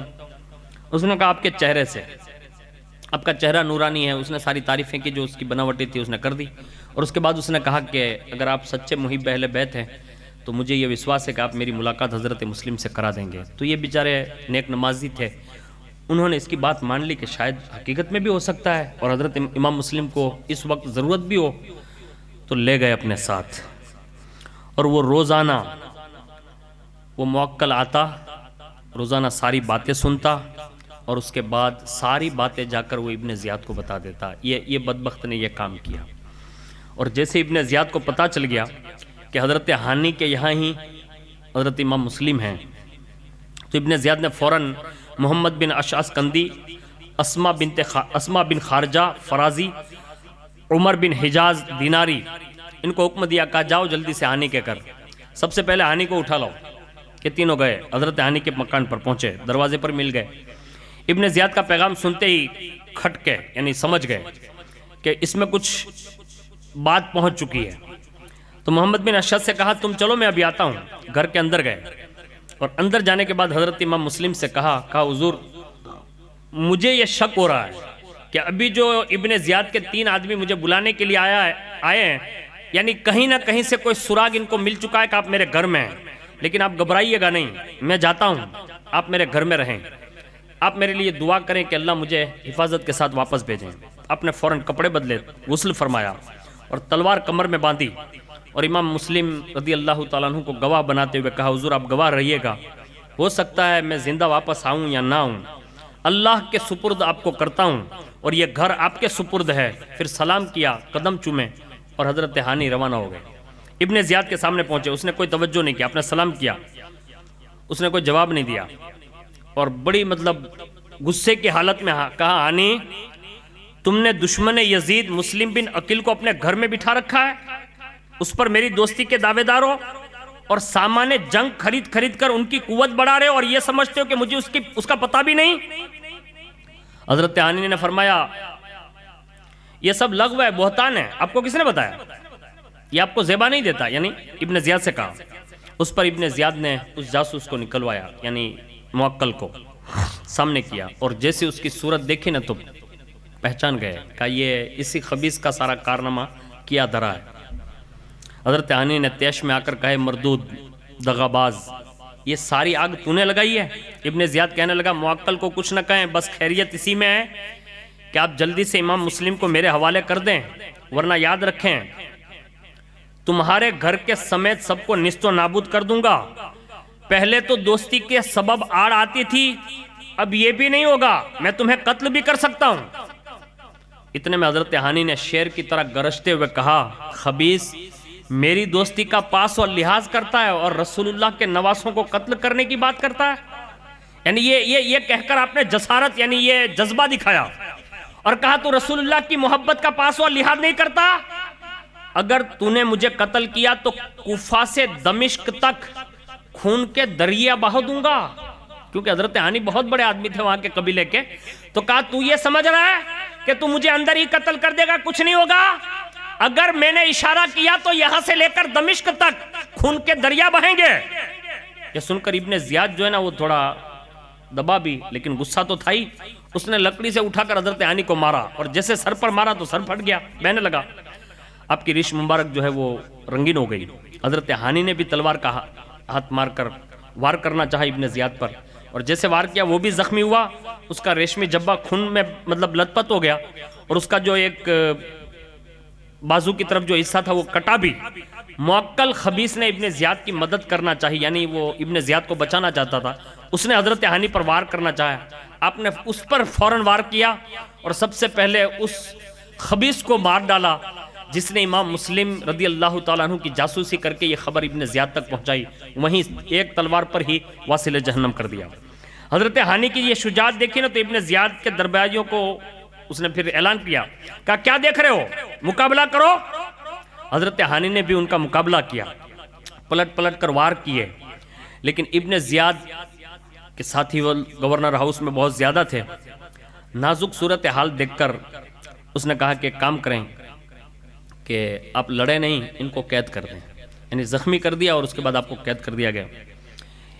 اس کے بعد کوفہ میں یہ افواہ پھیل گئی کہ حضرت ہانی بن عروہ جو ہے وہ شہید کر دیے گئے، اور اس کے بعد جیسے یہ خبر عام ہوئی تو کم و بیش یہ ایک روایت میں یہ کہ شہید بھی کر دیا گیا اسی وقت، اور دوسری روایت یہ ہے کہ جب ہانی کے بارے میں افواہ پھیلی اور باقاعدہ لوگ بڑی تعداد میں حضرت ہانی کی شہادت کی خبر سن کر امام مسلم رضی اللہ تعالیٰ عنہ کے پاس آئے تو سارے لوگ جوک در جوک آنے لگے، کیونکہ حضرت ہانی اس زمانے کے بڑے آدمی تھے، تو سارے کے سارے لوگ جمع ہونے لگے، یہاں تک کہ پھر سے 40,000 لوگ جمع ہو گئے خالی حضرت ہانی کا بدلہ لینے کے لیے۔ اور تقریباً حضرت ہانی کو بلانے کے لیے جو لوگ آئے تھے وہ 4,000 سوار پیادہ لے کر گئے، اور ابن زیاد کا باقاعدہ پورے گورنر ہاؤس کا ایسے محاصرہ کر لیا۔ صورتحال یہ تھی وہاں کہ اگر امام مسلم حملہ کرنے کا حکم دے دیتے تو اسی وقت ابن زیاد اور اس کے سارے ساتھیوں کا قصہ ہی مطلب ختم ہو جاتا۔ حضرت امام مسلم نے قلعہ کا محاصرہ تو کر لیا، لیکن باوجود کفیوں کی بدعہدی اور ابن زیاد کی فریب کاری اور یزید کی عداوت پورے طور پر ثابت ہو چکی تھی، پھر بھی آپ نے اپنے لشکر کو حکم نہ دیا۔ ایک انصاف پسند بادشاہ کی حیثیت سے آپ نے فرمایا ابھی انتظار کرو، اندر سے کیا جواب آتا ہے۔ پہلے آپ نے اتمام حجت کر لیا، صلح کی کوئی صورت نکل سکے، مسلمانوں کو خون ریزی سے بچایا جا سکے۔ آپ اپنے پاک ارادے ظاہر فرما رہے ہیں، احتیاط کا دامن ہاتھ سے نہیں چھوڑا۔ اتنے میں دشمن ابن زیاد نے وہاں موقع یہ اٹھایا کہ جب یہ ساری باتیں ہو رہی تھی تو اس نے مجبور ہو کر کیا کیا، وہ سارے عہدے دار جو پہلے کے لوگ مالدار اندر تھے نا، ان کو چھت پر کھڑا کیا اور کہا کہ آپ ان کے بارے میں یہ باتیں بتا دیجیے۔ ان لوگوں نے بھی بیان کیا کہ لوگوں کو بھگا دیں وہ، لیکن کوئی گیا نہیں۔ پھر اس نے قاضی شریح جو اس زمانے کے قاضی تھے اس کو لالچ دی، ان کو بھی اندر لیا ہوا تھا تو ان کو کچھ لالچ دی اور کہا کہ آپ اعلان کریں گے نا کہ ہانی حیات ہے، یعنی ہانی بن عروہ شہید نہیں ہوئے، اب خالی اتنا اعلان کر دیں گے تو لوگ چلے جائیں گے۔ اب یہ قاضی شریح جو تھا نا وہ معتبر بندہ تھا، اس نے چھت پر آ کر کہا سنو سب اپنے اپنے گھر جاؤ، ہانی زندہ ہے۔ حالانکہ راوی نے ایک جگہ پر یہ بھی لکھا ہے کہ حضرت ہانی نے قاضی شریح سے یہ کہا تھا کہ میرے ساتھ جو ہوا ہے وہ چھت پہ جا کے بتا دینا، تاکہ لوگ ابن زیاد کی حرکتوں سے آگاہ ہو جائیں اور لوگ اس کو کنٹرول کریں، لیکن قاضی شریح سے یہ نہیں ہو سکا۔ اب یہ کس بنیاد پر نہ ہو سکا، جو میں نے کتاب میں پڑھا وہی لکھا ہوا ہے۔ اس کے بعد سارے لوگ وہاں سے نکلنا شروع ہو گئے۔ حضرت امام مسلم فرماتے ہیں کہ تھوڑی دیر ہوئی نا تو سارے لوگ اپنے گھروں کی طرف واپس ہو گئے۔ امام مسلم فرماتے ہیں میں کوفہ کی جامع مسجد میں مغرب کی نماز کے لیے حاضر ہوا، 500 آدمی تھے، نماز سے فارغ ہوا، ایک بھی نہیں ملا۔ اور اس کے بعد فرماتے ہیں کہ اس غربت میں، مسافرت میں، تنہائی میں سوچ رہا تھا کہ کدھر جاؤں۔ اچانک میں نے کیا دیکھا کہ ایک دروازہ کھلا ہوا ہے اور میں اس گھر کی طرف بڑھا تو جیسے میں نے اس دروازے پر دیکھا تو ایک خاتون بیٹھی ہوئی ہے۔ میں نے ان کا نام پوچھا تو اس نے کہا میرا نام طوعہ ہے، تو کہا میرا نام مسلم بن عقیل ہے۔ اور جیسے اس خاتون نے یہ سنا کہ آپ کا نام مسلم بن عقیل ہے، اس نے کہا حضور چاہتے کیا ہے؟ کہا پانی۔ کہا بس۔ اندر گئی، جلدی سے ٹھنڈا پانی جو اس زمانے کے اعتبار سے رہا ہو امام مسلم کو پیش کیا، اور جیسے امام مسلم کو پیش کیا آپ وہیں مکان کے قریب وہیں بیٹھ گئے دروازے پر۔ اس نے کہا کہ آپ یہاں کیوں بیٹھے ہیں؟ آپ رسول اللہ کے خانوادے کے لوگ ہیں، پانی پی لیا, اندر تشریف لے آئیں. ہمارے گھر کی معراج ہے کہ لوگ آپ کو بلانے کے لیے ترستے ہیں. آج تو میری معراج ہے کہ بن بلائے رسول اللہ کے بیٹے آ گئے ہیں, تو ہمارے یہاں تشریف لے آئیں. آپ کو اندر لیا اور بٹھایا باقاعدہ اور بڑی خدمتیں کی. اتنے میں اس کا لڑکا بھی آ گیا جس کا نام بلال تھا. محمد بن اشعث نام کا جو آدمی تھا نا, یہ اس کا آدمی تھا, یعنی خبری تھا. حضرت طوع نے بیٹے پر اعتماد کرتے ہوئے کہا بلال, کہا کیا؟ کہا آج تو ہماری قسمت کھل گئی ہے. کہا کیسے؟ کہا حضرت مسلم بن عقیل ہمارے گھر میں جلوہ فروز ہے.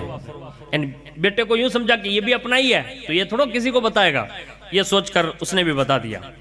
حضرت طوع کا یہ لڑکا بہت ہوشیار چال باز تھا. حضرت مسلم سے بہت ملتا جلتا باتیں کرتا.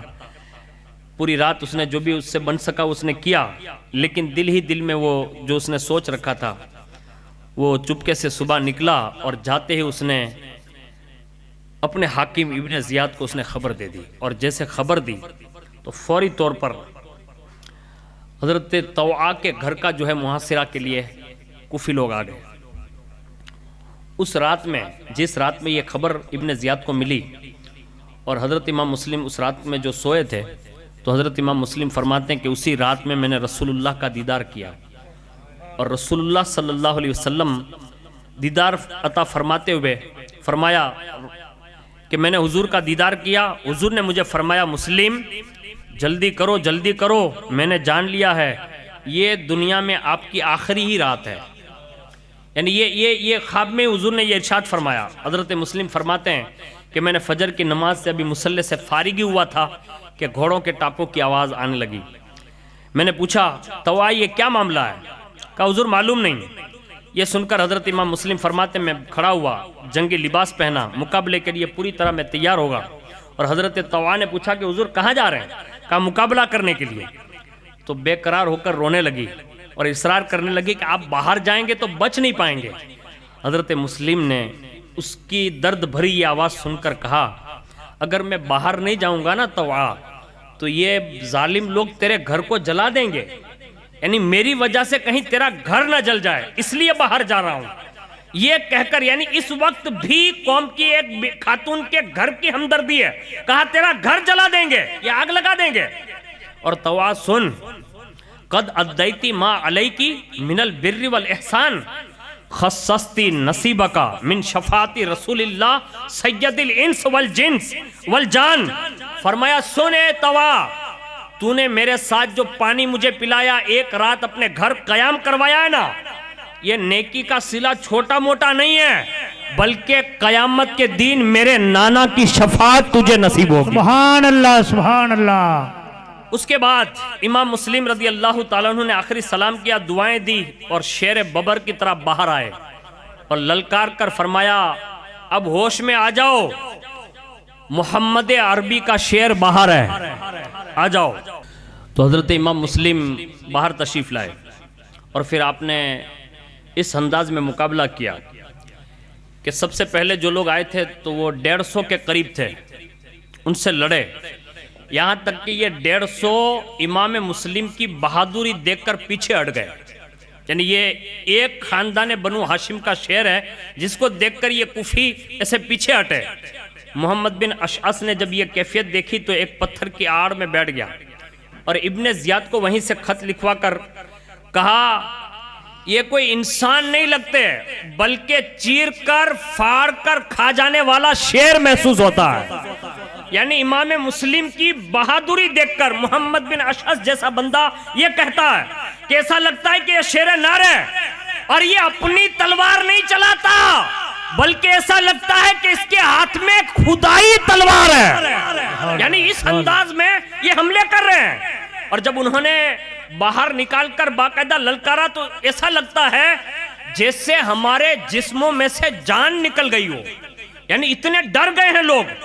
پہلے ہی حملے میں باقاعدہ 150 لوگوں کو پیچھے کر دینا اور باقاعدہ ان کو جہنم رسید کرنا, یہ تو ایسا لگ رہا ہے کہ یہ تو شیر آ گیا ہے اور یہ بھیڑوں کی طرح سب لوگ بھاگ رہے ہیں اور مر رہے ہیں. ایک روایت میں یہ ہے کہ خود گھوڑا دوڑا کر گیا وہ. ایک تو یہ میں نے ابھی دوسری روایت میں یہ خود گیا ابن زیاد کے پاس اور کہا کہ ایسا ایسا ہوا. کہا ایک آدمی کو گرفتار کرنے گئے ہو کہ پوری جماعت کو؟ تو کہا وہ آپ کو ایک لگتا ہے لیکن وہ ایک ہزاروں پر بھاری لگتا ہے. یعنی یہ خود گواہی دے رہا ہے یہ ابن اشعث.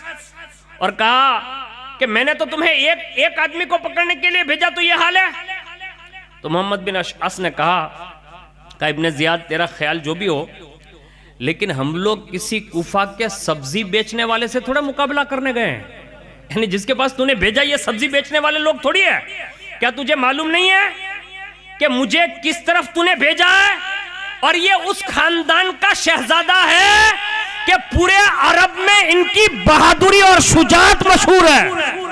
یعنی خاندان بنو ہاشم اس شان سے لڑا کرتے تھے اور ان کی تلوار جو ہے وہ تلوار حسام ہے اور وہ جلیل القدر امام لوگ ہیں اور رسول اللہ کی نسل کے لوگ ہیں. یہ کوئی عام بندے سے تو نے ہمیں مقابلے کے لیے نہیں بھیجا. غرض یہ کہ ابن زیاد نے کہا ٹھیک ہے 500 سوار اور لے جاؤ. محمد ابن اشعث 500 سوار لے کر آیا. اس میں سے آپ نے کم و بیش 400 یزیدیوں کو پھر واصل جہنم کیا. یعنی 150 500 پھر واصل جہنم کیا. اس دوران اب پر پیاس کا غلبہ طاری ہوا. ایک مکان کے دیوار سے ٹیک لگا کر بیٹھ گئے. حضرت طوعا نے ہی پانی کا پیالہ پیش کیا. آپ نے پانی لیتے ہوئے ابھی وہ قریب منہ کے لے جا رہے تھے کہ دور سے ایک ظالم نے ایک تیر یا پتھر پھینکا کہ آپ کے رخسار پر لگا. ہونٹ زخمی ہوئے, اگلے 2 دانت مبارک شہید ہوئے.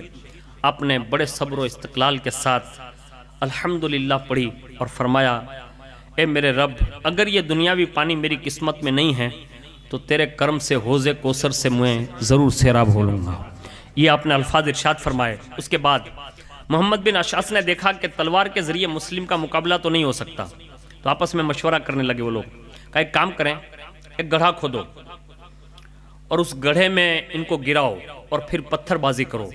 یہ کائنات کی وہ تاریخ ہے کہ شاید اس زمانے کے جو فرعون اور نمرود اور حامان اور شداد لوگ جو اس زمانے کے ظالم لوگ گزرے کفار انہوں نے بھی کبھی ایسا ظلم کسی پر یا لوگوں پر نہیں کیا ہوگا جیسا یہ کوفیوں نے حضرت امام مسلم پر کرنے کا پلان بنایا. ایک کنواں کھودا گیا اور باقاعدہ ایک دستے کو اس طرف سے لایا گیا تاکہ حضرت امام مسلم اس طرف بڑھیں اور جیسے حملہ کی طرف پیچھے ہٹے اور پیچھے کیا ہٹے کہ حضرت امام مسلم رضی اللہ تعالیٰ عنہ اس گڑھے میں تشریف لے گئے. ابھی آپ کا گرنا تھا کہ اسی وقت جو ہے وہ چال ان لوگوں کی تھی ہی فوراً پتھروں کی بارش کی یک بارگی حملہ کرنے لگے. یہاں تک کہ حضرت امام مسلم نے جوش میں آ کر فرمایا کیا تمہیں شرم نہیں آتی, کیا تمہاری حیا ختم ہو گئی کہ تم مجھے اس طرح مارتے ہو جس طرح کفار کو پتھر مارے جاتے ہیں؟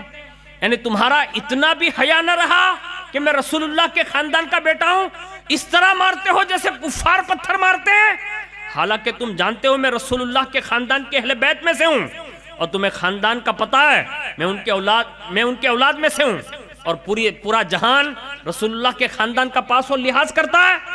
غرض یہ کہ اس مکر و فریب کے ذریعے آپ کو گرفتار کرنا مقصود تھا. ابن زیاد نے کہا, یہ ابن اشعث نے کہا کہ ایک کام کریں, ہم آپ کو ابن زیاد کے پاس پہنچا دیتے ہیں, ہمیں کوئی لڑائی نہیں کرنی. باہر سے آپ کو اندر سے زخمی نکالا اور لے کر چلنے لگے اور جیسے ہی چل کر ابھی تھوڑا ہی دور چلے تھے نا تو آپ کے ساتھ جو مطلب دھوکہ کیا گیا وہ تلوار نکالی گئی. تو لکھا ہے کہ جیسے ہی آپ کو ابن زیاد کے سامنے پیش کیا گیا اس سے پہلے ابن اشعث سے فرمایا کہ اگر تیرا کوئی حرج نہ ہو تو تھوڑا سا تو پانی پلا دے. اس نے پانی دیا. ابھی آپ دوسری مرتبہ وہ پانی کا پیالہ بھی لینا چاہتے تھے تو ایک خبیث نے تلوار کا وار کیا اور آپ کے ہونٹ مبارک پر وہ وار ہوا اور وہ ہونٹ مبارک کٹ گیا, تمام پانی خون میں تبدیل ہو گیا. پھر آپ نے ابن زیاد کے سامنے جیسے پہنچے تو یوں کہا السلام علی من اتبع الہدا, یعنی سلامتی ہو اس پر جس نے رسول اللہ کی شریعت کی پاسداری اور پیروی کی. یعنی اس انداز میں لفظ سلام کہا. ابن زیاد کہنے لگا تم نے مجھے امیر المؤمنین کیوں نہیں کہا؟ یعنی خالی لفظ السلام سے اور من اتبع الہدا بس اتنا کہہ کر آپ نے سلام کیا, مجھے امیر المؤمنین کیوں نہیں کہا؟ آپ نے فرمایا جرت دیکھیے, دشمن کے نرگے میں ہے, زخمی شیر ہے, لیکن واہ امام مسلم, فرمایا امیر المؤمنین تو حسین ابن علی ہے. سبحان اللہ. یعنی تو امیر نہیں ہے, امیر المؤمنین اور تجھ سے نسبت کیا ہے؟ یعنی میرا امیر تو حسین ابن علی ہے. ابن زیاد نے کہا مسلم میرے غصے سے ڈر نہیں لگتا؟ حضرت امام مسلم نے فرمایا او خبیث دنیا کے کتے، ہم تجھ سے کیا ڈریں گے جبکہ ہم تیرے امیر یزید سے نہیں ڈرتے. یعنی یزید سے نہیں ڈرتے تو پھر دوسرے تجھ سے کیا ڈریں گے؟ اور اے ابن زیاد کان کھول کر سن لے، ہم وہ ہیں جو سوائے اللہ کے کسی سے نہیں ڈرتے. یہ جملہ ہے نا، یہ اپنے سینے میں بٹھاؤ. شہادت سے پہلے امام مسلم نے یہ کہا اے ابن زیاد ہم لوگ سوائے اللہ کے کسی سے نہیں ڈرتے. اور تو یہ سمجھ رہا ہے یہ بلائیں، یہ مصیبتیں، یہ آزمائشیں، سن ان چیزوں سے ہم کبھی گھبرائے ہی نہیں ہیں اور نہ کبھی گھبراتے ہیں. یہ تو ہمارے یہاں کا تو خاندانی روٹین ہے، کیونکہ جتنے مرتبے بلند اتنے مصائب زیادہ، تو یہ تو ہمارے یہاں آتا ہی رہتا ہے، ہم اس سے بھی نہیں گھبراتے. بلکہ زبان حال سے یوں فرما رہے تھے ہم بلاؤں مصیبتوں کو اس دنیا میں عیش و عشرت سے بہتر جانتے ہیں. جو دین بیچ کر حاصل کر رہا ہے اور مردود یہ زندگی چند روزہ ہے، دنیا دارالمحن ہے، اور یہاں جو بلا آتی ہے وہ خدا کی طرف سے آتی ہے، جو مصیبت آتی ہے وہ عین راحت ہوتی ہے. اسی حالت میں حضرت امام مسلم رضی اللہ تعالیٰ عنہ نے ابن زیاد سے گفتگو کی نا، تو امام حسین کی یاد آ گئی، آنکھوں میں آنسو آ گئے. تو ایک ظالم قریب میں بیٹھا تھا، کیا کہتا معلوم ہے؟ کہا مسلم روتے کیوں؟ خلافت کے دعوے دار ہو، حکومت کے دعوے دار ہو، یہاں آ کر کسی کی خلافت کا پرچار کر رہے تھے اور مصیبت سے گھبرا کر رو رہے ہو؟ آپ نے فرمایا میرا اس وقت رونا اس معاملے میں نہیں ہے. کہا تو؟ کہا امام حسین اور آل امام حسین اور ان کے اہل و عیال کے لیے روتا ہوں جو میرے بلانے پر یہاں آ رہے ہیں، اور میرا خیال یہ مجھے رلاتا ہے کہ وہ میرے کہنے پر آ رہے ہیں. اگر وہ آ گئے تو میرے ساتھ یہ ہو رہا ہے تو امام حسین کے ساتھ تم کیا نہیں کرو گے؟ یعنی یہ خیال مجھے رلا رہا ہے. پھر اس نے ابن زیاد سے مخاطب ہو کر آپ نے فرمایا، کہا ابن زیاد سن، میں جانتا ہوں کہ تو دنیا کے نشے میں آ گیا اور یہ دنیا کا نشہ تجھ پر غالب ہے، اور تو ان قریب مجھے قتل بھی کر دے گا، مگر موت سے بزدل لوگ ڈرتے ہیں، مجھے کوئی موت سے ڈر نہیں ہے. اگر تو مجھے قتل بھی کر دے گا تو ہمارے لیے دائمی زندگی ہے. ابن زیاد نے یہ باتیں سن کر مطلب غصے میں آ گیا اور کہا کہ تمہاری موت بہت قریب ہے. آپ نے فرمایا اشہدو ان لا الہ الا اللہ و اشہدو ان محمدن عبدہ و رسولہ، یہ کلمہ پڑھا. پھر فرمایا ابن زیاد سے کہا میری چند وصیتیں سن لیں، اس کے بعد تیری جو بھی امید ہے تو پوری کر لینا. نمبر 1، مجھے قتل کرنے کے بعد میری لاش کو دفن کر دینا، بے حرمتی مت کرنا، ایک یہ وصیت. دوسری، فلاں شخص کا میں مقروض ہوں، میری زرع فروخت کرنا، قرضہ ادا کر دینا.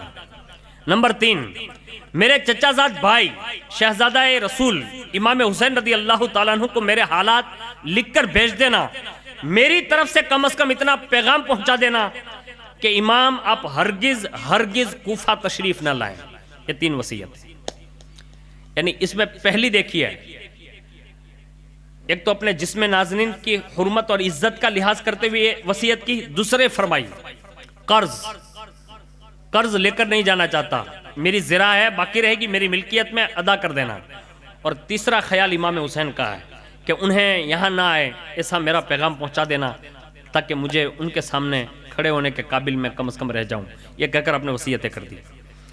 اس کے بعد ابن زیاد نے کہا زرع تو ہمارا حق ہے، ہم اسے فروخت نہیں کریں گے.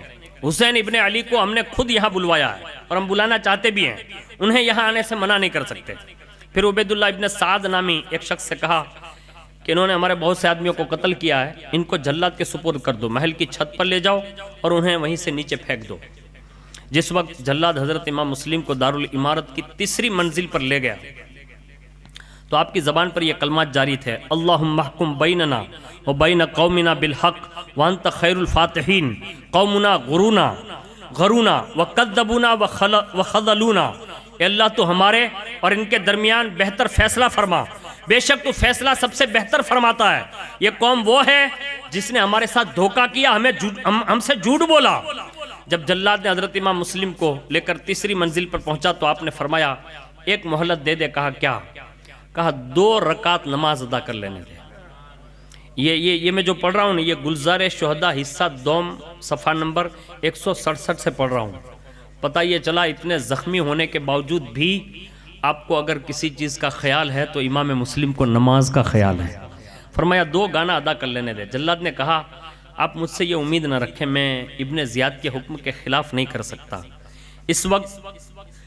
اس وقت بھی آپ کی آنکھوں میں آنسو آ گئے اور فرمایا تو 2 رکعت نہیں پڑھنے دے گا یوں؟ یعنی ابن زیاد کے اندر میں اتنا تو آ گیا تو یہ غم لائق ہوا نہ پڑھنے دینے پر.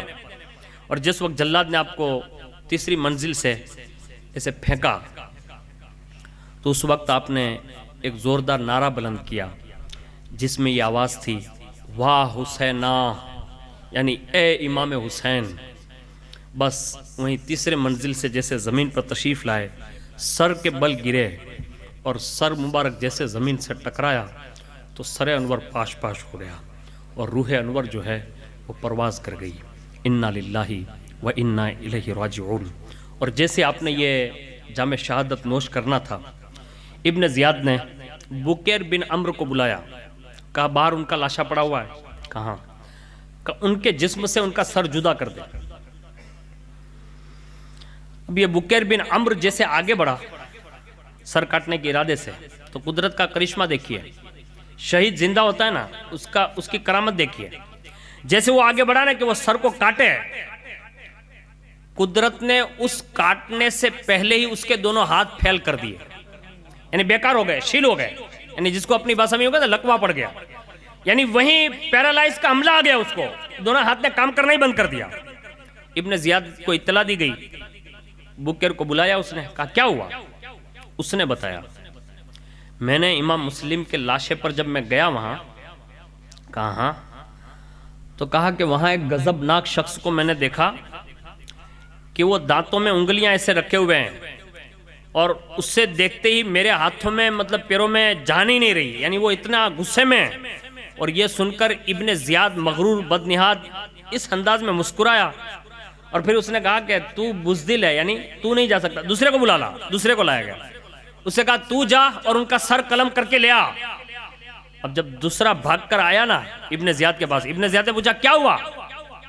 لوگ کہتے ہیں نا کہ رسول اللہ کے بیٹوں کے ساتھ اچھا سلوک کرنا چاہیے. فقیر برکاتی ایک جملہ کہتا ہے، رسول اللہ کے بیٹوں کے ساتھ اچھا سلوک کرو.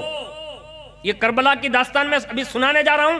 یہ کوفہ کے سرزمین پر پہلا شہزادہ شہید ہو رہا، لیکن سن لو، کائنات میں جتنے شہزادے ہیں ان کے ساتھ اچھا سلوک کرو. کوئی تمہاری خبر لے یا نہ لے، ان شہزادوں کی رسول اللہ ضرور خبر لیتے ہیں. بے شک بے شک. اور جب ان کی خبر لیں گے تو ظاہر سی بات ہے تم نے جو بھی اچھا سلوک کیا ہوگا تو ضرور بے ضرور ان کے صلے میں رسول اللہ بھی ہمارے ساتھ اچھا سلوک فرمائیں سبحان گے. اللہ سبحان اللہ. سنیے، وہ تو گیا تھا قتل کرنے، یعنی سر کاٹنے، لیکن ابن زیاد کے پاس بھاگ کر آیا. کہا کیا ہوا؟ کہا تو نے ہمیں کس کے پاس بھیجا تھا؟ کہا کیوں؟ کہا جس لاش کے پاس تو نے ہمیں بھیجا نا، اسی امام مسلم کے لاش کے پاس ہم نے رسول اللہ کو جلوہ فگن دیکھا ہے، یعنی حضور وہاں جلوہ فگن ہے.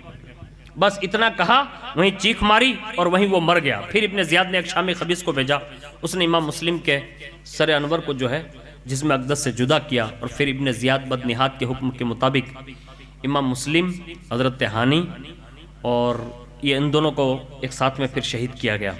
اور اس کے بعد حضرت امام مسلم رضی اللہ تعالیٰ عنہ کے جسم شریف کو ایک زمانے کے بعد یا اسی دور میں کوفہ کی جامع مسجد، جسے مسجد انبیاء کہتے ہیں، وہاں دفن کیا گیا.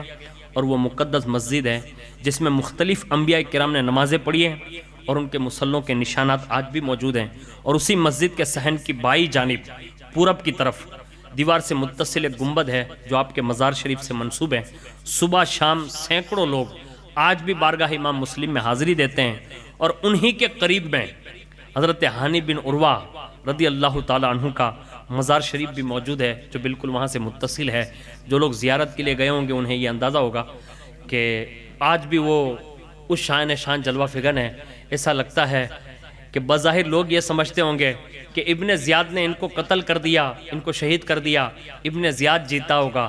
لیکن دنیا بتا رہی ہے آج بھی وہاں جانے کے بعد جب ان کا مزار دیکھتے ہیں تو ایسا لگتا ہے ابن زیاد کل بھی ہارا تھا، آج بھی ہارا ہے، قیامت تک ہارا رہے گا۔